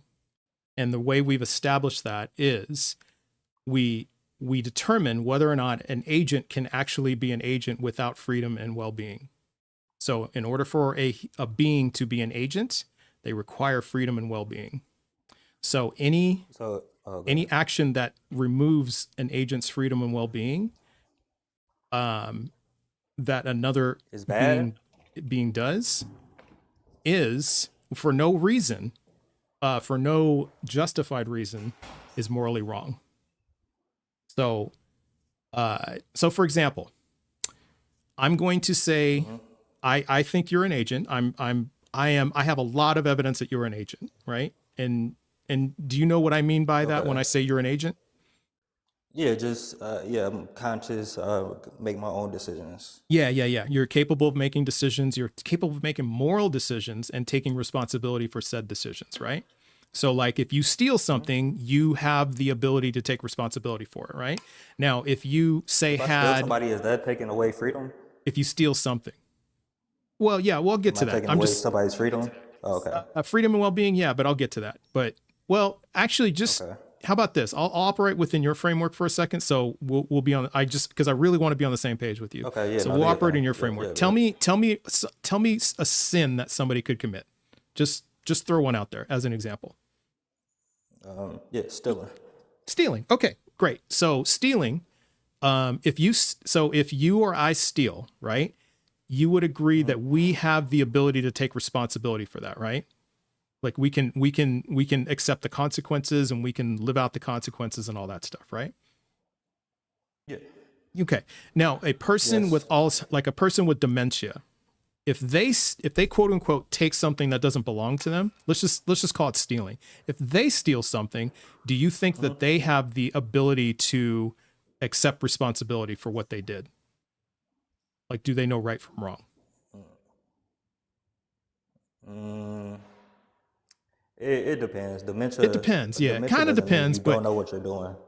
well, it can and it could and it couldn't. But for most part, we don't throw people in jail with dementia, right? If they do something wrong, we don't throw them in jail, right? Yeah, and I we'll would watch 'em also say better. that God applies this to his justice, meaning there's times where he references the age of accountability and just people in their right mind. Yeah, so I would agree that aligns with God's morality. Okay, that's a great point you bring up too. So kids would be an example of that too, right? Kids aren't full agents; they're potential agents, Most of right? the time, yeah. Yeah, they're not full agents. Like like if a 4-year-old steals something, we're not gonna send that 4-year-old to prison, right? Maybe we'll discipline them. We'll put them on timeout. They should, but they're not going to go to jail. Fully accountable. Yeah. Okay, so we understand what agent means. Okay, so as an agent, you're an agent and I'm an agent, right?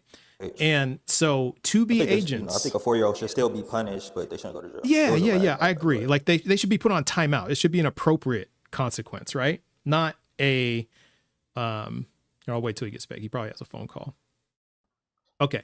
But yeah, No, you're right. there we go. It should be an appropriate consequence, but we shouldn't put them in jail. We're not gonna, send them to Whoop them or the, beat them or nothing like that. yeah. It's gonna be an appropriate punishment or appropriate consequence. So that's what I mean. But they're potential. But that's because they're not full agents yet. They don't. And on top of that, we, like you and I, have freedom of movement, right? We can get up whenever we want. We can go to work. We can go wherever we want. We can do pretty much whatever we want, right? Which is kind of goes into free will. But kids, not so much. We don't let kids run around on the street. We don't. We just don't let them run wild. We take them to daycare. We make sure that, we put locks on the doors so they can't just go outside. We do all that stuff, right? We do that to protect them. We restrict their freedom to protect them, to make sure they have a lot of well-being, right? To protect their well-being. And we kind of do the same with people with dementia or people with Alzheimer's. We don't just let them wander the streets. We put them in like care facilities. Yeah. And where we take care of them, we just make sure that they don't get hurt. We protect their well-being. So, but you and I have the most access to freedom and well-being, right? An example would be prisoners, like people who've committed crimes. We take away their freedom so that as punishment to protect the well-being of others, of the general public, right? So, and also as punishment so that they will understand. Yeah, appropriate punishment. So they understand and they can learn from that. It's corrections and rehabilitation. It's supposed to be corrections and rehabilitation. Yeah. But then but the other part of it is we do protect their well-being to a certain point. Like we don't like throw them in a hole. We feed them. We don't. Yeah, we feed them. We give them, we give them clothes. We give them a bed. All that stuff. Yeah. So that's where it goes. So what the understanding is philosophically is to be an agent, you must have access to freedom and well-being. If you don't, then you're not an agent. It's just that simple, right? So as an agent, I would consider you and me to be on equal level as agents, right? So if I steal from you, let's just say I steal your phone, right? And it's because I need a phone. I say to myself, Trust, you need a phone. Savvy World is over there with a phone. I'm going to take his phone. And now I got me a phone. Now, would you say that taking your phone infringes upon your freedom and well-being? Taking my phone getting taken? Yeah. No, I would not say that. Well, would you be upset? I mean, yeah, I'd be upset. Okay. It doesn't infringe on my freedom or well-being, though. Now, okay. Well, in a way it does, and here's why. Because like, would you say that like what would happen if your phone got stolen? I'd have to get a new one. I'd have to get a new one. Yeah, you'd have to get a new one, but you'd have to pay for it, right? You'd have to go buy a new phone. Not necessarily. Not necessarily. Okay, well, you have to get one. Maybe you lose all your pictures, especially your I got an contacts. Apple. I mean, again, it's all in the cloud and everything, all that's right? in the cloud, yeah. Okay. And there's there's a tracker on my device to prove that it's been stolen and stuff like that. Okay. So usually I got the warranty, so yeah, I get mine free. Do you rely on your phone for like work? Like, does your employer call you, or do you use it for your business or something like that? I rely on it for work, but I also have it synced with my computer, so it's not my end all be all. Yeah. No, if we were talking about my laptop, we could move to my laptop. That would be a better example of what you're trying to get at. Okay, if I stole your laptop because I needed a laptop, would that infringe upon your freedom and well-being? I would still say no, but that would put me at significant disadvantage. Significant disadvantage. Okay, well, that's what we mean philosophically by infringing upon your freedom and well-being. It would put you at some type of disadvantage. It would hurt you. It would, like either emotionally or financially or physically or something like that. Just the same as if I have a question real quick, clarify. Yeah. So I definitely will grant that, because my laptop, that's my lifeline essentially right now. There you go. I mean, I do have backup contingencies, but yeah. But it would mess you up, right? It would mess you up. Yeah. I got a call. They might call back. But what wouldn't mess me up, again, like I said, if somebody steals like the jacket I have on right now. So it's like if somebody takes my laptop versus my jacket, by my objective moral standard given by God, both are wrong. Mhm. But by your moral standard, uh, by your moral standard, uh, No, uh, the jacket wouldn't infringe on my well-being. no, that's not Okay, true. give me. I might have to come back up because this person gonna keep calling. Why don't you, yeah, why don't you handle that call? I got people to go, but yeah, come on Okay. back. This was actually a pretty good conversation. So we'll finish the last 15 when you come back, all right? Okay, yeah, for sure. Okay. Peace. All right. Actually, that was actually a pretty decent conversation with Savvy World. I know it kind of disintegrated the last time, but that was actually pretty good. We were kind of getting somewhere. But yeah, we were getting way in the weeds on, what would be freedom and well-being. But bottom line is it's taken away the freedom and well-being when, even if I take his phone, even if it doesn't hurt him that much, it's still his phone, right? It's his. So me taking that is infringing upon his freedom and well-being. Okay. But the win was that we actually had a decent conversation. All right, Just, how you doing? How's it going? I'm good. Are you? Yeah, doing well, doing well. Can I get your age and your pronouns? He, him, 23. Okay. And which God do you believe in? The Christian God. All right. What is your best evidence that God is not evil? My definition of evil Okay. What is your definition of evil? would be the Catholic doctrine. It would be that evil doesn't necessarily exist, and evil is just privation of God. Evil is privation of God. What does that mean? Yeah. Well, because I believe in ADS, I believe that God is good. Therefore, good comes from God. If you don't have God, then evil comes into play, but it'd just be privation of God. Okay. How did you Yeah. determine that God is good? Through It sounds like you logical just reasoning. defined it. Yeah, through logical reasoning and through scripture. Okay. Revelation. And what is that logical reasoning? The unmoved mover. I'm not sure You how know, that. Saint Thomas. Yeah, I'm not sure how that demonstrates that God is good. That's a God as exists. Okay, yeah. What I'm saying is that because we see. Because it could be the unmoved mover, but this God could be evil, right? So that doesn't tell me anything. I mean, like I said, it would just like at the end of the day, it would just depend on your definition of evil. Because if I say, No, like, it for doesn't. example, I don't know. How does It my does. definition of evil? Well, wait, hold on. How does my definition of evil dictate your definition of good? Yeah. For example, I think definitions are subjective, right? If we just make up a definition where we say that strawberry ice cream is evil, and then people are eating strawberry ice cream, you can say, oh well, they're evil, right? Would Okay. it just be you get what I'm saying? So you're At the end of- saying then that the definition of God is subjective. You just said that. That's where I come. No, You that's just where said that. I'm saying it would. I'm saying it would depend. No, because I could just ground it on pure actuality. That reasoning, rational, comes from God, and without Okay. that, then it would just be subjective. Rationality No truth. rationality comes from God. Yes. Okay, and how do you know that? Because the laws of logic exist. Okay. Why does that Yeah, and we're matter? yeah, because we're rational agents able to So understand the laws. how does a God explain the laws of logic?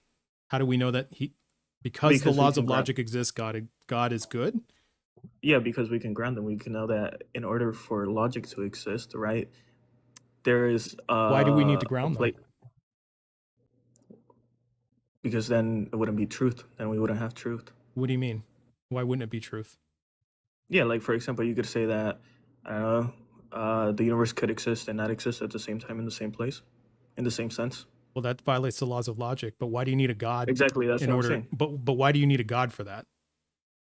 Why do you need a God? Because then I can ground it simply on saying that the laws of logic come from God being rational and being true. But whether you can just be like, oh, I don't need to. You're ground not. it. That doesn't It's answer my whatever. question. We're not talking about me. We're talking about you right now. Just this has nothing to do with me. Like you believed all this before you and I met, right? So this has Yeah. absolutely nothing to do. So let's not bring me into this. We're talking about you. I'm asking you, how does God ground the laws of logic? Like I answered this. I said that because God is rational, right? That's a We get definition. How do you know God is rational? because He's true. We can see that And we how do can you gain know he's true? because we can see the universe. We can observe the universe. How does that fly? That's a big leap. What do you mean? How does that follow? Because we can see the universe, God is rational? That doesn't make sense. No, because yeah, exactly. Because we can observe the universe, we know things that are true and false, right? Like for example, 2 + 2 = 4 is true, but 2 + 2 = 5 is false, right? Through Okay, rationale. but how does that explain God is Exactly, rational though? because yeah, How does that exactly. That's what explain I'm that? saying. Because at the end of the day, we have to ground truth somewhere, or else it'd Okay, just be this is subjective to human like one reasoning. big circular argument. You have to, but you're okay. So you're saying then that because we are rational beings, God is rational, and No, I'm because saying we because have to the universe. I'm saying because the universe exists and the universe has truth, and there could be false to it, right? There could be true and false, right? And we are rational beings able to observe true and false and determine it. We I'm can still not see, seeing where you yeah, we insert can God see, here. we can see where true comes into play, right? We can determine that, hey, this comes from somewhere, not just from nothing, right? Well, Or still just from doesn't elements. explain why God is rational and not evil. Still doesn't explain it. I mean, at the end of the day, evil, we already moved past that. Like, Well, unless you have an I'm trying to objection. get back to that because that's what the topic is. Because you just stacked a whole bunch of claims like that, and I'm trying to sift through and get through. Well, how do you know all this? And it just references back to itself. It's one big circular argument. It's viciously circular. Mm, see, I don't see it as circular because I Okay. just think that we can ground it somewhere. Whether, Okay. but Well, you where say did we can ground it somewhere, but you haven't demonstrated that we can ground it somewhere. Because I mean, in my worldview, the laws of logic are the ground. Why do you need something for that? so it'd just be a brute fact? Like, hey, this is true because it's How's true. how's it? Okay, so then how do you make sense of this world without the laws of logic if it's just brute fact? No, I agree. The laws of logic are real. I think that Okay. they are true. Okay. Yeah, So they're not, but it's but not I'm brute saying, fact. I'm It's not just asking brute you. fact. I'm asking you. Do you just accept the laws of logic, or like, are they eternal? They always existed. Yeah. Just like the Hmm. laws of physics, just like the universe, because we have evidence for that. You think the universe always existed? Yep, we have evidence for that. Uh, we have evidence on the contrary. We have evidence of the contrary. Yeah, What evidence like is that? like cosmic microwave background. Like we can see. That has nothing to do with the start of the universe. So you don't believe in the Big Bang, or do you? Or you I do didn't you say have like that. some? I didn't say No, that. I'm asking. So I'm asking because the Big So, Bang is the beginning of the universe. No. quantum mechanics, the Schrodinger equation. You know what that says? No.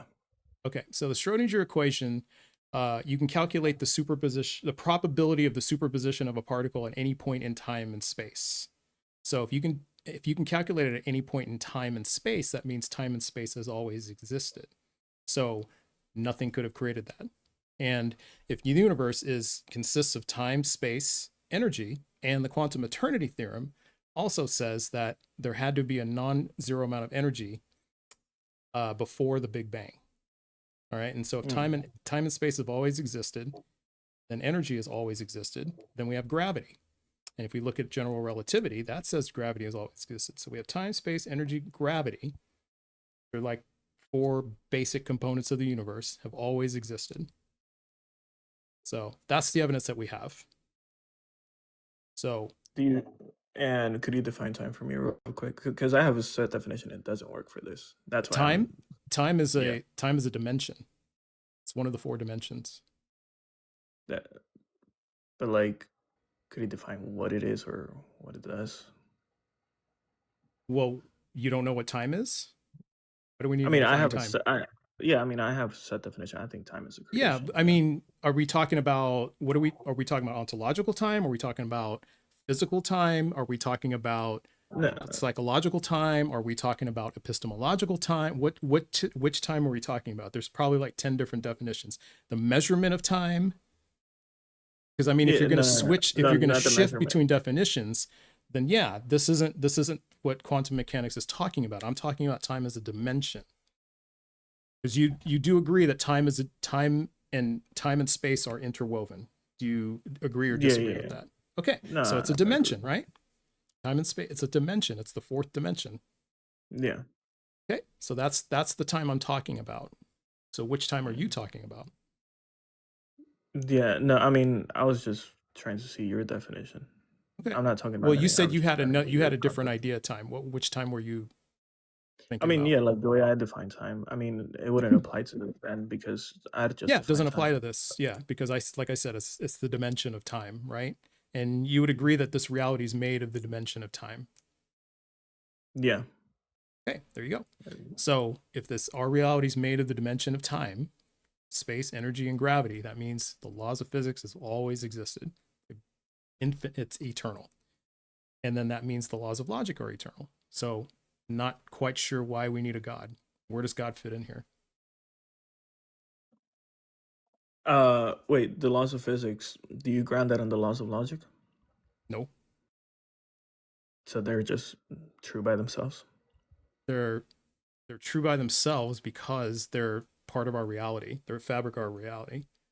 Like what things do you know of that we have demonstrated to be true, that we know are true, um, that we have scientifically, empirically demonstrated to be true that do not follow the laws of physics?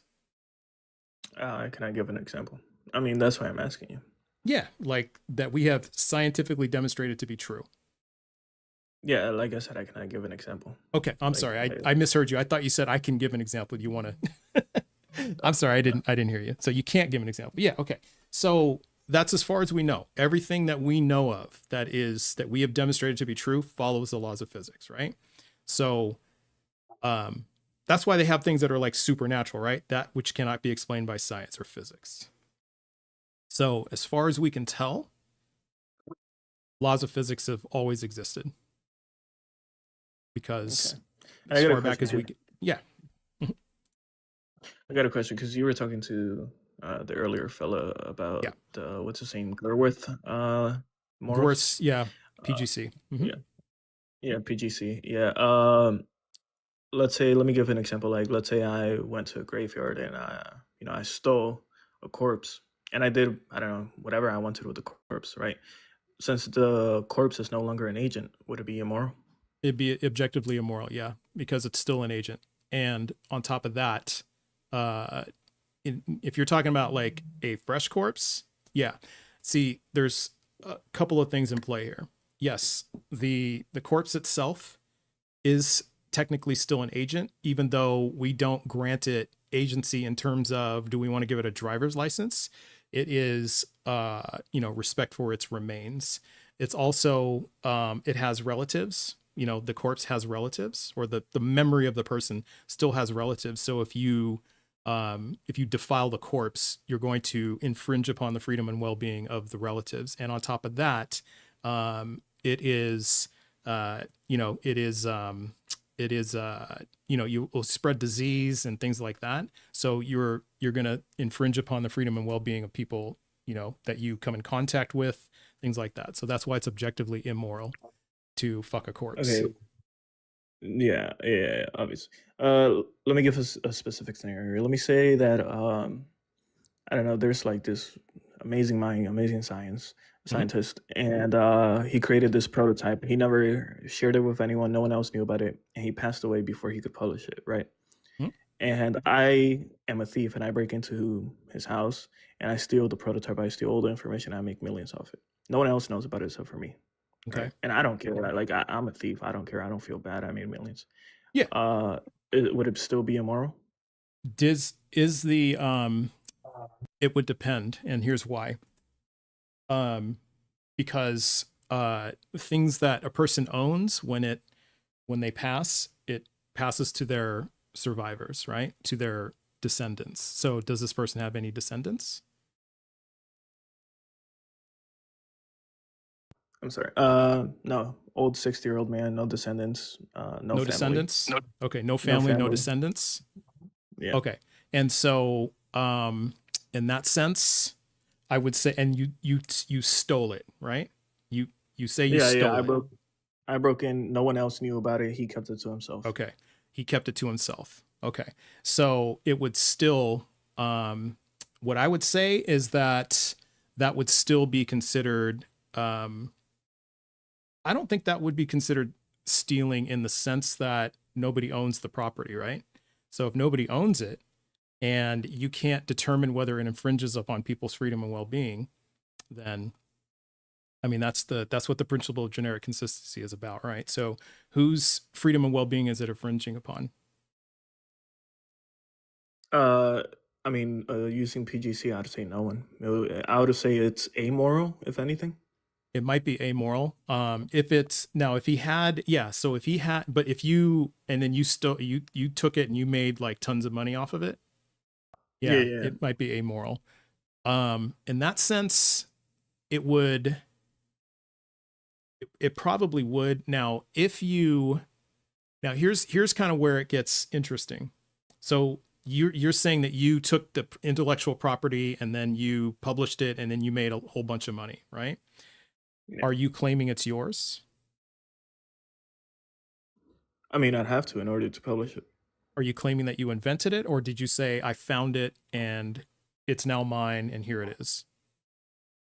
I guess in order to publish it, I'd say it's mine. No. You'd have to claim that you invented it. That's where, and then that's where you would infringe upon others' freedom and well-being, because by being dishonest, you're infringing upon other people's freedom and well-being. So Okay, that would so be the objectively dishonesty. immoral. The dishonesty Okay, so part, yeah. the dishonesty part, but the stealing part wouldn't be. The stealing part would. Yeah, just that be probably that's actually a pretty good one. Yeah, that's I would probably say that's immoral, but it would be but the entire act encompassing, I would say it would infringe upon like the people who buy your books, the publisher, anyone that you deceived. I would say that you infringed upon their freedom and well-being if you knowingly deceive them. But the initial act, yeah, that's actually a pretty good one. That's pretty good. Yeah, that I I mean, would say that's kind of questionable. Yeah. Yeah, I studied like a little bit of PGC. Didn't get too much into it, but Mm. what do you call this? But yeah, I mean, I gotta go, bro. It was nice Yeah. talking to you. Yeah, it was a good talk. Hopefully, next time I come around, you have you have an answer. See if it's immoral. Yeah, or I'm gonna if it's still actually immoral. look into it. Yeah, I'll look into it. But that's actually a really good one. That's a really good one. I like that one. But yeah. All right, have a good one, bro. All right, man. Have a good one, Jess. Take care. All right. Oh, Savvy World's back. So we'll finish the 15, but I got my friend Carlos who's coming up. So we'll bring Carlos up right quick. How's it going, What's man? up, bro? Right, I'm doing doing well, it. doing well. Doing well, suit here. Hey, so I'm ready. I want to this thing about evil, right? Yeah. Okay, so let's just talk about it for a second. So I the definition of evil for me anyway is the selfish taking for one's gain, right? If we can accept that as a definition, maybe not the definition, but as a definition, and then spawning from that, Mm-hmm. I would say that again. My stance on the God argument. We don't have to get into that, but Yeah. from that perspective, I would say that God has got this dichotomy of good and evil, right? Mm-hmm. Right, and you'd say then why do you need God? But we won't get into that. We'll just accept that the universe is what it is, Yeah. and that the evil, the accepted evil is that if you're going to eat meat, you have to take from a living creature. If you're going to eat plants, you have to take from a living creature. That not most of life on planet Earth is gone. Like it's been taken either by the planet itself, by the universe, or by disease, which you can argue is a living thing. Viruses are their own thing.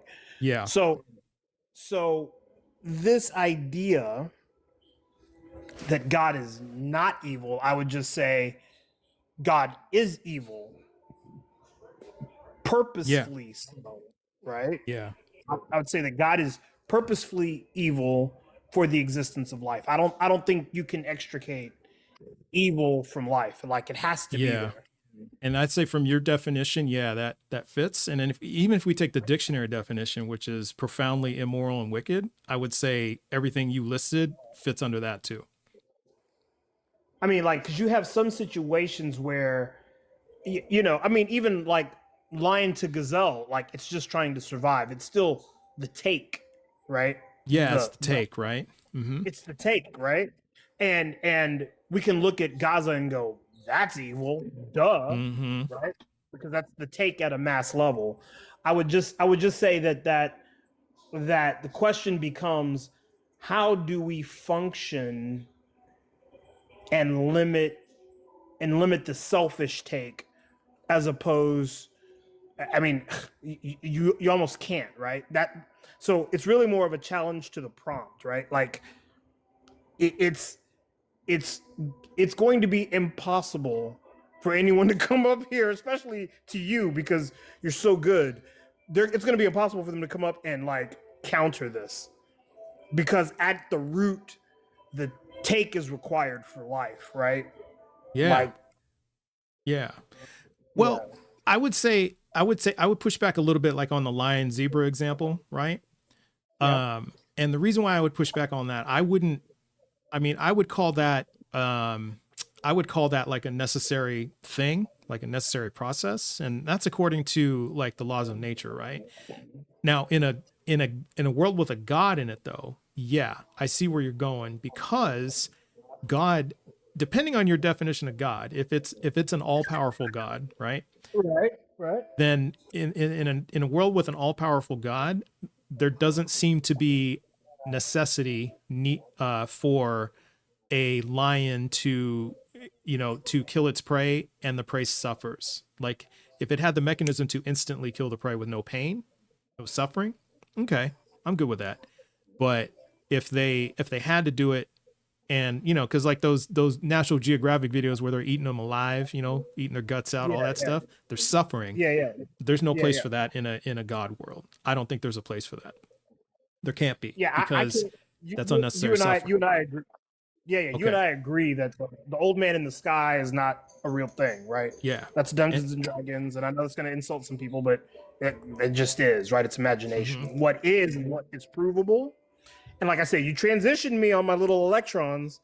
They've always been here, right? Yeah, I give you that. I give you that crown, bro, because I fought you on it, but I'm there with you now. Okay. The electrons have always been here, and so if they've been here, so the gluons and the protons, and it's all been here. Because of them fields, man. Yeah, fields interacting with energy and all that. Yeah. That's right. Yeah. We won't get into the consciousness thing as to why hydrogen is here, and I'll get you there. I'll get you there, brother. I got you on electrons. I'll get you on consciousness. Just stay with me. Okay. Just keep rocking with me. Yeah, you'll be there with me. No. All right. I'm messing with you. I'm messing with you. No. I would just say, just to land the plane, is that the idea of the everlasting energy and the dimensions that you spoke of to the last caller, because those things have been ever present, and because most of life is not here, it shows you that most of the universe is indifferent, but the fact that there's life is a hope and trend to the good surrounded by evil, which paradoxically or not supports the core theme in from Deuteronomous Thomas and the Gospel of Thomas and the Apocryphal books, like is the core theme of look under the wings, I'm there, look under the rock, I'm there, like look under the plant, I'm there, like I'm there. Like it, even with all the darkness around you, even at the 99.9% death rate, I'm still here. Like, okay, I got you. That's right. That's where some of the folks who come up and argue. I'm rocking with you on that. Yeah. Now here's the thing. The only thing we can't do is if we take your paradigm that you just shared and we take my paradigm that I don't believe any gods exist, I can't tell the difference between the two. Like if we take that your piece out and then leave no God there, everything looks the same. But then if we plug yours in, then it still looks the same. So we have no there's like no symmetry breaker. But so to that though is that 0.1%, Like that's where the good driver comes in, right? If you look at the, like we talked about this before, but like if you look at Jupiter's role in the solar system and you'd say, okay, maybe that's accidental, but then you look at a plant that, to your point, like it almost makes me want to go vegan because the plant is like, look, you can eat me, but no, I don't eat anything. I take starlight as my nourishment, right? I go nitrogen from soil to sunlight, and here I am, right? Well, I would say to that, because like plants don't have neurons, right? So we don't. They have roots. They have roots, but we don't know whether or not they feel pain. So I will send you something. I'll send you something that shows that plants react like in a shock mechanism if you cut them in the wrong spot, if you cut them at the wrong time. Yeah. Right? Like they plants go into shock. Cold flash freezes, they'll go into shock. So there's evidence that show that plants react like all other living things, that they react to music and sunlight, and you know, because they're mostly water as well. If you talk crap to it, like negative things happen, and if you love it, you give it good vibrations, positive things happen to it. So that's provable, and we know that happens, right? And it is inconsistent to an unfeeling universe that be the response. So I would just leave you with that. Okay. But that even though send it to me, DM me. Yeah, I'll read it. All right. Yeah, I'm on your Discord too. So Yeah. Throw it up there and all that good stuff. Yeah, I'd love to see it. All right, bro. All right, love you. All right, man. Talk soon. Yeah, love you too, man. Yeah, good to see you, brother.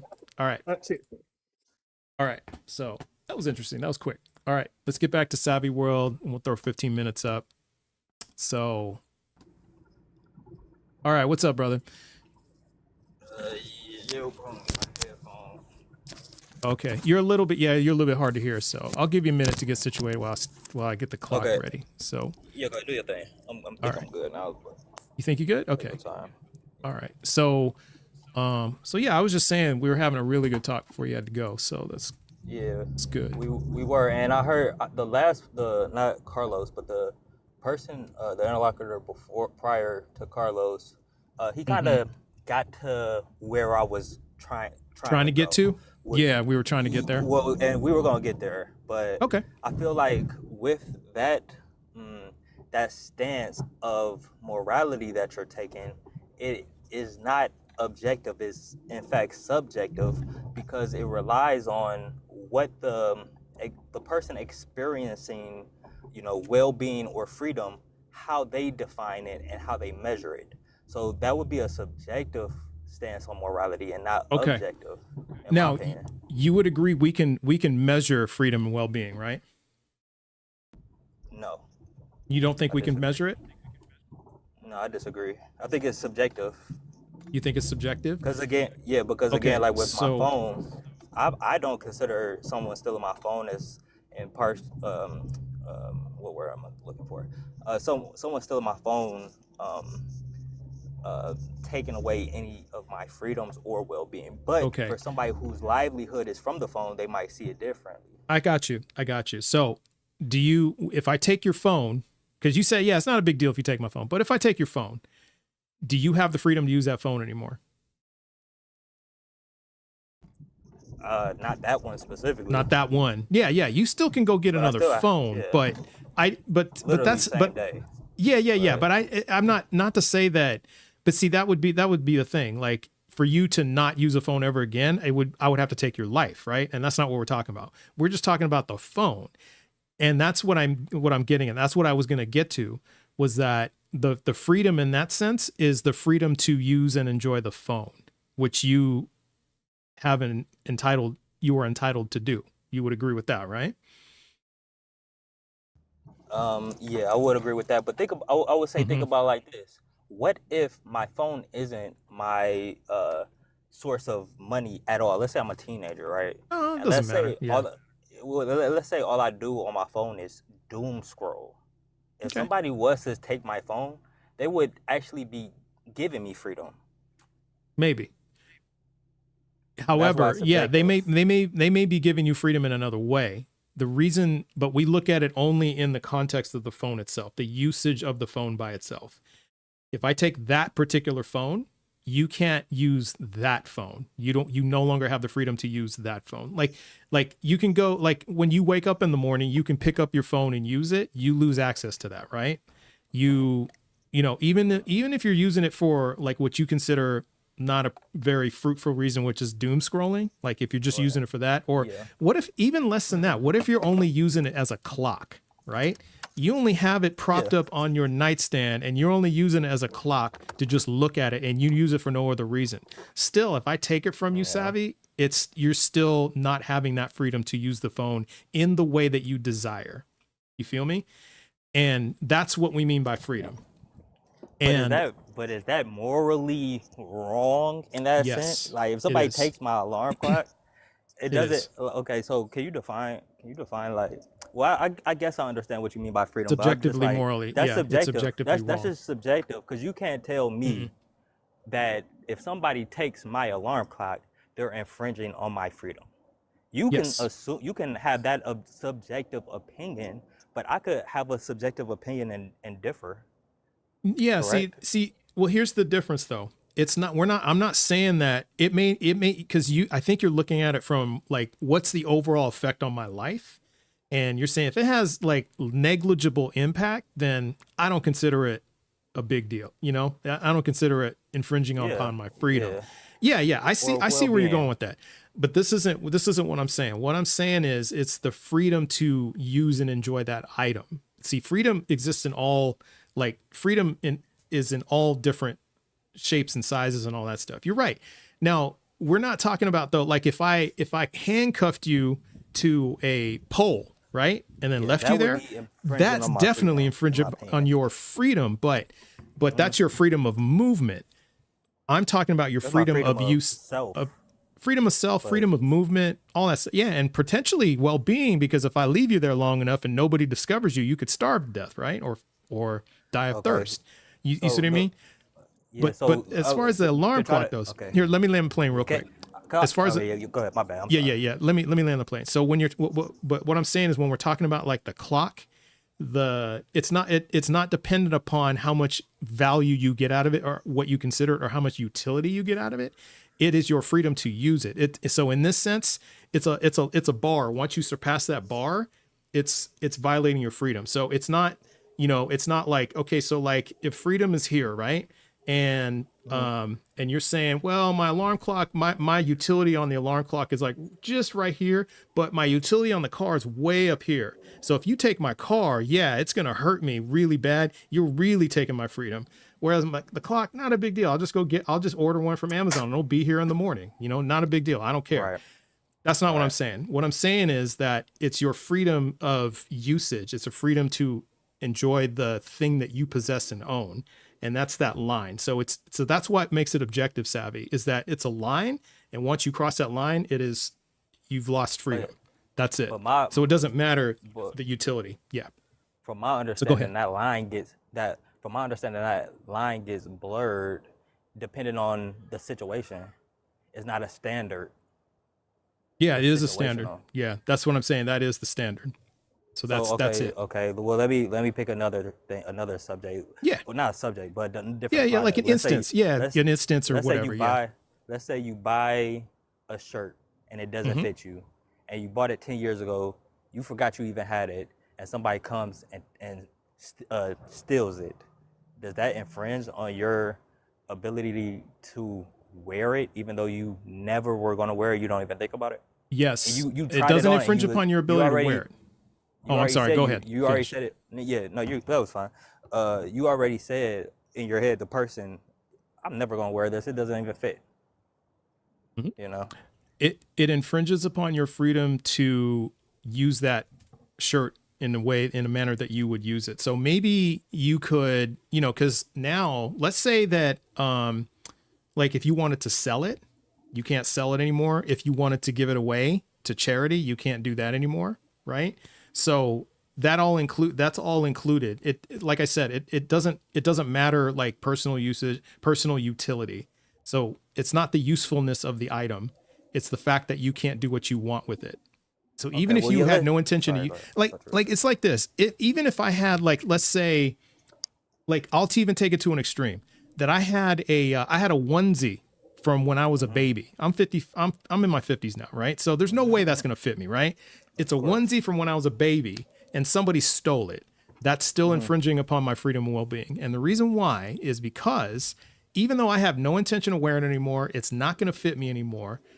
It infringes upon my freedom and well-being to enjoy that item or use it in a way that I desire, because using it in the way even if I just want to hold on to it, even if I just want to remember it, have nostalgia about it, maybe I want to give it to one of my kids so they can give it to one of their babies. You know, there's a lot of things in that. It's not just because I can't wear it anymore. It has nothing to do with that. Okay. It's So just yeah, yeah. I will grant that because it's going. I feel like it's always going No, this is good though. to go into These are good ability. questions you got. But These are good examples. It's actually kind of challenging me a little bit. So I appreciate yeah, this. no, It's because actually good. morality is pretty deep, even if you Yeah, are it's deep. Christian or whatever. But Yeah. so my standard covers everything though. Okay. Like Oh, sexual immorality or can I? sexual immorality. Oh, go I'm ahead. sorry to interrupt. Yeah, no, There's one go more ahead. little thing. Yeah, go It ahead. would also depend on how how somebody stole that item from me, right? So even if it was, we'll just go back to your shirt that doesn't fit. So there's a shirt in my closet, haven't worn it in 10 years, doesn't fit Yeah, anymore, out of style, no chance I'm gonna wear it. right, Yeah, right. yeah. There's no chance I'm gonna wear it. And if it was in my closet, right, and somebody went into my closet and took it and left with it, that the infringement upon freedom and well-being also is the fact that they entered my personal space, right? Because you just don't do that, right? You don't go into somebody's Yeah, personal space and then go in their closet and take something, because that's an infringement upon personal space, upon privacy and things of that sort. So, but like, let's just say if it was like sitting out on the, sitting out on the sidewalk, maybe it was in a box with other things and then somebody went by and took it. Yeah, that's a little bit less of an infringement, but it still is an infringement. Okay, that's all I got to say about that. I'm sorry. Go ahead. no, that So makes sense. you were No, that talking makes about sense. sexual immorality. Go ahead. Yeah, and I was just kind of surface level saying the objective standard pretty much covers all situations where Mm-hmm. we, like, as a Christian, I know what's good and bad. Okay. And because I'm a believer of the Bible, I feel like I believe that this standard was written on every human's heart. So Mm-hmm. that's kind of why it's like if we're talking about stealing, it's always going to come up immoral. I don't believe it's because of the standards you place, but simply because it is written on our hearts. Yeah. So I can't really counter anything you say because I would agree it's going to be immoral, you know. But my real how do I say this? To say something is evil implies that you know what evil is with the absence of goodness. Like, Okay. how can you know what evil is if you don't know what is good, what is right? And uh, believing in God, the way God intended it for creation is right, So like I said, like we're going back, I'm going all the way back about the Joker and God just being in the book. In the book, Mm-hmm. in the Bible, God creates everything, existence, and He says it is good. Therefore, everything that doesn't align with that would be bad. And I'm just like I'm genuinely trying to understand how someone who doesn't believe that God is the creator, how can you decipher good and bad, Oh, that's a good and question, man. even more good and evil? Okay. You know? Okay. So if I take the now I've given you like what would be like objectively immoral, objectively wrong, objectively right, right? So I've kind of laid a little bit of that groundwork. Yeah. So Yeah. in this sense, moral good would be would be like acting in ways with principles of like fairness, kindness, and well-being, right? Is It would fairness be always good though? fairness. Yeah. It is, well, no, I would say fairness is fair. And I would say ultimately it is good because like it doesn't necessarily mean like 50-50, right? Like it could mean Hmm. that like if you and your like let's just say you have a brother, right? And Hmm. you and your little brother, and your mom was gonna like split a piece of cake, right? Hmm. And now it would be fair if both of you, like, let's just say your brother has diabetes. Hmm. Okay. So he can He only shouldn't be have eating like the a, cake anyway. But he, no, sh- go ahead. or he, yeah, he shouldn't be eating the cake, or maybe he can have like a bite of the cake, right? Or maybe a small slice of the cake. And then you can have the bigger piece. I would say that's fair because we got to consider his well-being, right? If you each ate half, he would get really, really sick, like you just said. Hmm. So, but on the other hand, um, to not give him, if he can handle like a little piece of cake and he likes it, then yeah, of course, give him a little piece of cake if it's not going to physically harm him. But even then, yeah, it would be unfair to give him half of the cake because it would probably make him really sick and it would harm him, and that wouldn't be fair to him, right? So Yeah. so fairness, yeah, so fairness you got to consider like with well-being, things like that. Now, however, if your mom say instead of, like it's dessert time and she gives you the cake but then whoops him, I wouldn't say that's very kind, that's not fair, that's not morally good, you know what I mean? Something Yeah. like that. But I mean that's a real extreme example, but so No, I feel you. fairness, yeah, it doesn't necessarily mean like 50-50, or what's fair for one person may not be fair for another person. It's what the fairness is how it lines up with meeting that particular person's well-being. Mm. So from what you just said, I got a deeper understanding of like how you see things, right? Hmm. And kind of from that perspective, I could see why you don't align with God's intention, because God isn't very fair, in my Mm, opinion, in the sense okay. of I mean, personally, I know you might not agree, but I don't, I haven't been a good person. There's instances of my life where I have done the right thing and been good, but overall, I would not say I'm a good person. I wouldn't say Okay. I'm, the worst, but I've done a lot of things that has brought shame to me, that I look back on, or that I look Same back here. on and Yeah. brings shame. Same here. Yeah. So Same here. okay, so we can relate on that. Definitely can So relate on from that. that, so from that, And that's no shade on you. I'm from talking that, about me. yeah, no, I 100%, Yeah. 100%, I get it. Um, but so from that, it's like shit. There, there were things I did in the past that I regret, that I got away with scot free, you Mm, know. hmm. And I feel like if God was fair, I wouldn't have just been able to get away with it and look back at it as a lesson. And I feel like that also plays into fairness. So I don't believe like, but all, on the other side too, you know. Okay. So Yeah, yeah. I think I see what you're saying, because in that sense, because there are some things that people do that are really, really bad, right? And they get away with it, exactly, yeah, right? and they get away with it in this Now, life, but yeah, yeah. Now, would you say then that that's so? Then they're going to get theirs in the afterlife. You would say that, right? yeah, they're gonna Probably, definitely be possibly. judged. Yeah, yeah. Good chance that No, a in your thousand in your percent, mind, they're gonna be yeah. judged for their Okay, action. yeah, without a doubt. Yeah, Okay, my mind is 100% certain. Yeah, I don't know. Yeah. okay. And that actually gives me I think that gives me a little bit insight to where you're at too. So would you say then if there was no God, then there would be no sense of justice?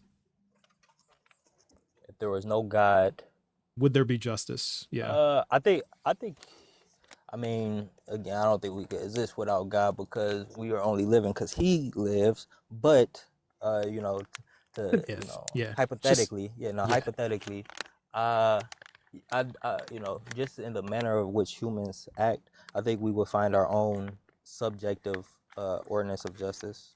Well, like, how a person who gets away with something and then dies? Because there's no afterlife, right? So there's no God, no afterlife. Oh yeah, they wouldn't even see justice. They would just get away with it scot free. And There'd then be no justice. from Yeah. that, it's like, who's to say what he did was wrong? Mm-hmm. If there's no God, like who can say what that person did was wrong? Like yeah, Yeah, you I say see what you're saying about that. Yeah. they he stole something from, Oh, I'll do the he kick. stole something Yeah. from somebody, Mm-hmm. and something big, that they needed to live or whatever. Yeah. And then you say, well, he infringed on this person's freedom and well-being, but then the mother of that person says, well, he needed it for this and that. It's like, they're like, who's more right? And we're all humans, Yeah, I see what you mean. Boy, I almost hate to do this because I got to start the kick poll because we're actually having a really good conversation. But Mhm. I would say in that sense, see this objective morality that I have, it doesn't include. I mean, there is a modicum of justice. However, in that sense, no, because in that sense, a person will get away with it if they die. Yeah, they will. It's not, and in some sense, they wouldn't, like their legacy would be tarnished, right? But then again, like I think It's of all like, subjective. I Oh, like, go ahead. well, I like Schindler, right? Like Okay. Schindler, we would say that Schindler, quote unquote, got away with it. If there's no God, right? If there's no God, there's no Yeah. afterlife. He got 'Cause away he with just it took his own because life like a he coward. unalived himself, right? He escaped yeah. that. He escaped justice here. Yeah. Yeah. So you and I agree with that. I would say though that like nobody has this. I'm not aware of anyone who has his last name, at least publicly. You know, Right. we Right. don't wear the mustache a certain way. You know what I mean? Yeah, for facts. Yeah. Like there's nobody that walks around with that mustache style. You know, there's people who have changed their last name who even weren't relatives and and there were relatives who changed their last name. So I think in that Yeah. sense, there was that kind of justice in that forever, as long as he's remembered, he will be, that's his reputation. That's what he's known for. So in that sense, but But yeah, he's also, but I mean, but to like that again, subjective, because to some people who are quote unquote anti, S word, Mhm. which is false anyway, because Semitic just means you grew up in Middle East. But anyway, anybody who's anti that way, they will, reverence Yes, Schnittler. you're right. And that's the thing I gotta And also that's make not clear. justice. Yeah. Well, let me leave it here because I want you to come back and we can pick this because this is No, I actually will, really for good sure. talk. Yeah. Come back next time. We'll pick it up from here. But what I'll leave you with is this: it's not to see in this sense subjective. Well, objective doesn't mean everybody has to agree, right? Because even if let's just say like in a classroom, the bully who can beat everybody up in the class just says 1 + 1 = 3 and then beats everybody up until they agree with him, right? That doesn't mean 1 + 1 = suddenly 3 just because everybody agrees. It's objectively 1 + 1 = 2. So it doesn't matter. Like even if only one person agrees with me, it still doesn't change the objectivity of it. It's either it's wrong or it's right. So Yeah, I feel I'll that. just leave it there. Yeah. But hey man, Savvy World, this was again, this is a really, really good talk. I really, really appreciate it. I appreciate man. the conversation. Yeah. sure. So yeah, come back I'll again and pop we'll back talk up. more, man. All right. All right, that's about. Have a good weekend. All right, you too. Yeah, peace. Yeah, that was really, really good. I know, yeah. No, I almost I know chat you wanted to move on, but that was a really, really good talk.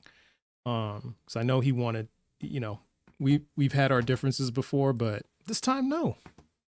And I'm glad I gave it another chance because that was a really, really good talk.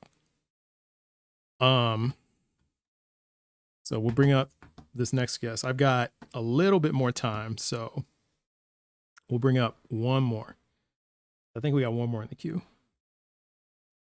Yeah. We do. Okay. So, yep. That's what we got. All right.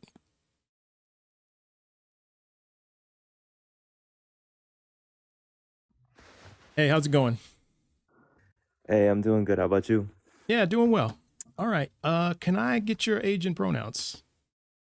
Oh, I'm 18 and I go by him. All right. And which God do you And you? believe in? I'm Um, 55 and I'm he, him, his. all right. Yeah. I actually, I'm not like religious. I'm Oh, more or okay. less just spiritual. Okay. But I do have a question about Christianity that I do find compelling, Okay. and it's about how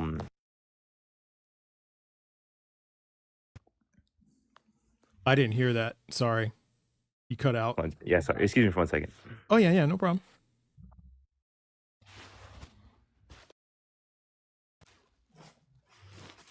Yeah, it's about how just like the public perception of Christ like after he was resurrected, because he was kind of pretty much very widely hated at the time. He only had very few followers that people believed in, and I'm wondering what exactly changed, especially after his resurrection, and why his followers were like so willing to die for his for him.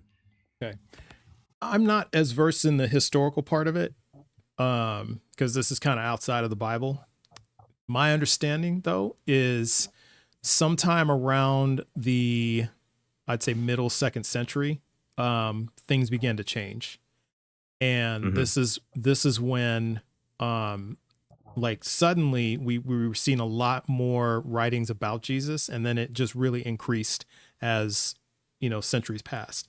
So by about like the 5th century, it was basically Jesus is God, and all this. So Christianity really taken root.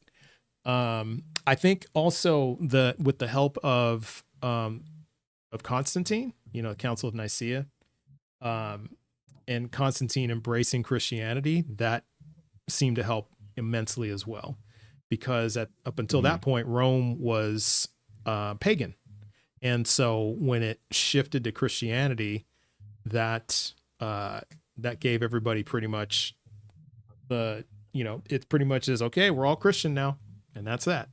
So I hmm think that big shift was very important in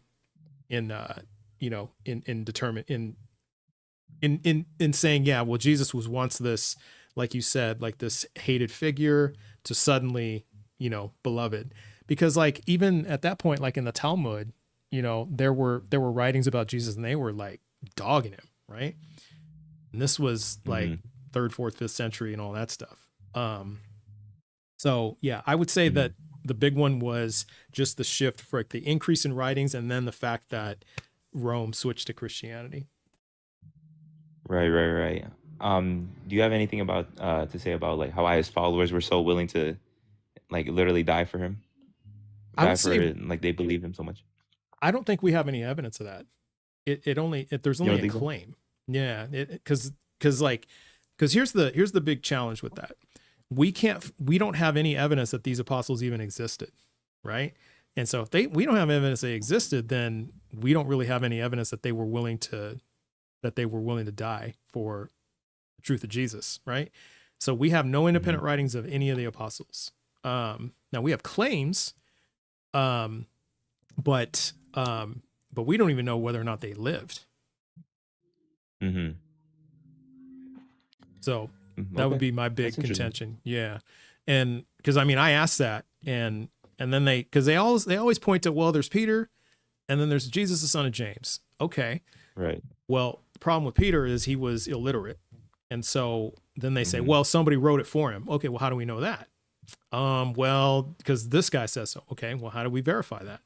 And so that's kind of where it dead ends in that part. hmm And even if we grant that, let's just say Peter and James, the son of Jesus, were real. Well, what about the other 10? So we don't even know if Uh-huh. Jesus had 12. He could have had 3 for all we know. He could have had 4. We have no idea, Uh-huh. you know? That's interesting. I've never heard people question that the people even exist. Do you believe Jesus exists? I'm on the fence about it. There's Do you there's believe? really good evidence Mm, for both sides. If you read a book called Christ Before Jesus, it lays out the case for Jesus not being a real figure. So I think it ranges anywhere from he was a like a he was based on a true story, right? mm-hmm. And so it could be that he could have been an actual person based on a true story, or he was just completely made up. But I'm on the fence. I really don't know.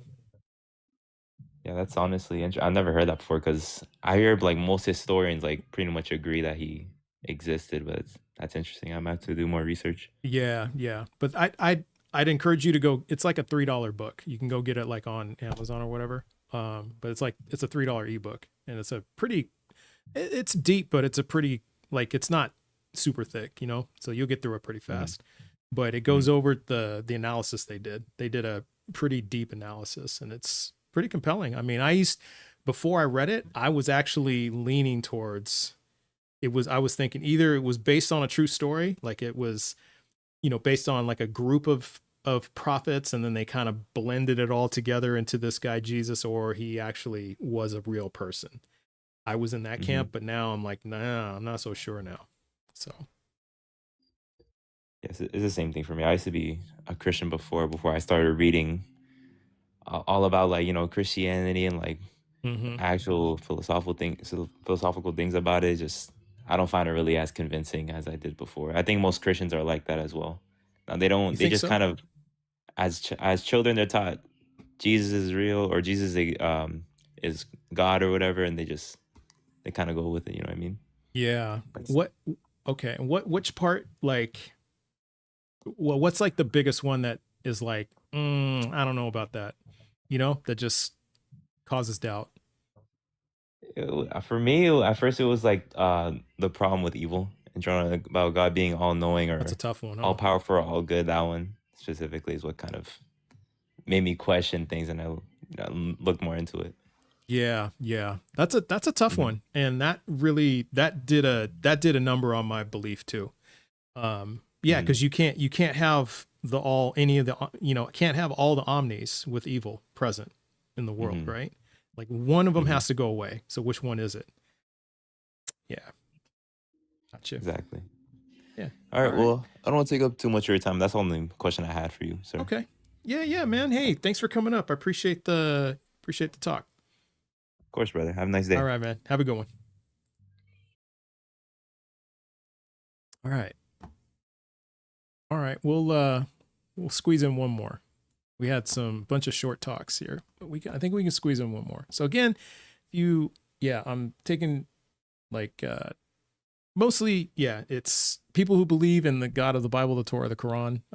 But that was like at the end, and there was nobody in there, so I brought that guest up when he just had questions, and it was pretty fast. But and also, please be at least 18 and have evidence that God is not evil. All right. So let's bring up Joseph. It's probably be the last one of the day. How's it going, Joseph? Hey, how are you? Yeah, doing good. Can I get your age and pronouns, please? Age, yep, 26, and pronouns he, him. All right, fantastic. All right, which God do you believe in? I believe in the one true God, the creator of heaven and earth, Okay, and Yahweh, is that Christian God. Christian God? Okay, all right. And then what's your best evidence that this God is not evil?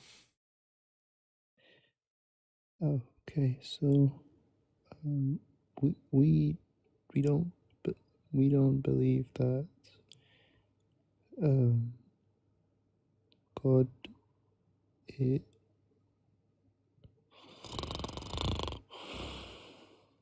Okay, all right. That was a good way to end it. All right, the last guest of the day. We end it with a harmless troll. It was a harmless troll. That's all right. Sometimes harmless troll is a good thing. Hey, Ace Raid, I missed that. Welcome to all the Ace Raiders. Glad you're here. How you doing, Jessica? Hey, what's going on? Hey, you know. I'm just at work, but I'm about to get off. Oh, okay. All right. Well, we're at the end of we're getting towards the end of the live here, so I was like, let's bring up the mods, and right. so we can thank the mods, and because I appreciate y'all, and really, really do appreciate y'all. So We appreciate you too. I didn't thank do you. modding today. I was just listening today, but yeah. That's okay. That's I fine. saw you commenting. I saw you doing it. So Yeah, that guest was getting on my nerves. oh, Like, which it's not one? really objective. What if I Oh, don't miss my phone? Like, bro, please be for real. oh, that one. Yeah, yeah. Yeah, It's me funny and because it's interesting because I had a lot more because now I've talked that's like the third or fourth time I talked to him, so I kind of know like how he's gonna respond or how the conversation is gonna go, so I was a lot more patient. I think I got a little impatient last time. Yeah. Okay, yeah, you definitely have the patience on lock. Yeah, yeah. So now that I understood, Okay, got a some party. music. Yeah, we got a party going on. Okay, I want to invite. Yeah, right. We're gonna go to Pokey's house for a party. So Where these are the the party at? hey. So is this all the mods? I think this is everybody. Usually Fridays are light. Oh, it is Friday. Isn't it? Okay. Oh, end of year dance. How about that? All right. So these are the mods. Oh wait, here. I don't have all your pictures like shown on YouTube. All your wonderful avatars. There we go. Now I can officially tell everybody. So these are the mods on TikTok, and then we also have Kif Webb on the YouTube side. Looks like Kif Webb is holding it down all by himself. So thank you for that. I appreciate you. And so if you could just really show your appreciation for the mods, gifts, likes, follows, all kinds of stuff. That would be great because they do deserve it. I really am very grateful to them. So thank you guys. I appreciate that. Yeah, you guys are the best. So I got the best mods on. Aww. I do. So I you tend guys to are. agree. Yeah, y'all are amazing. So I'm really, really grateful for you. All right, so let us do let's see who we can raid. Let's see. How about Fox, the arsonist? FOXX. Yeah. Because Board Agnostic's in there. I think it's either Board or it's either Fox. I think it's Fox's live. I think Fox is the host and Board is is on the panel. I think that's how it's going. But yeah, let's go there. Let's raid them and and show up and show out for them, showing some love. Let's do that. And other than that, I think that's all I got for today. It's been quite a week. Yeah. Oh, it's Fox the Arsonist. So FOXX DA and then Arsonist. Let's see. The Arsonist. There we go. I typed it in chat. So if you guys look in chat, you'll see their name. Fox the Arsonist. Great content creator, by the way. Y'all will enjoy. Yeah.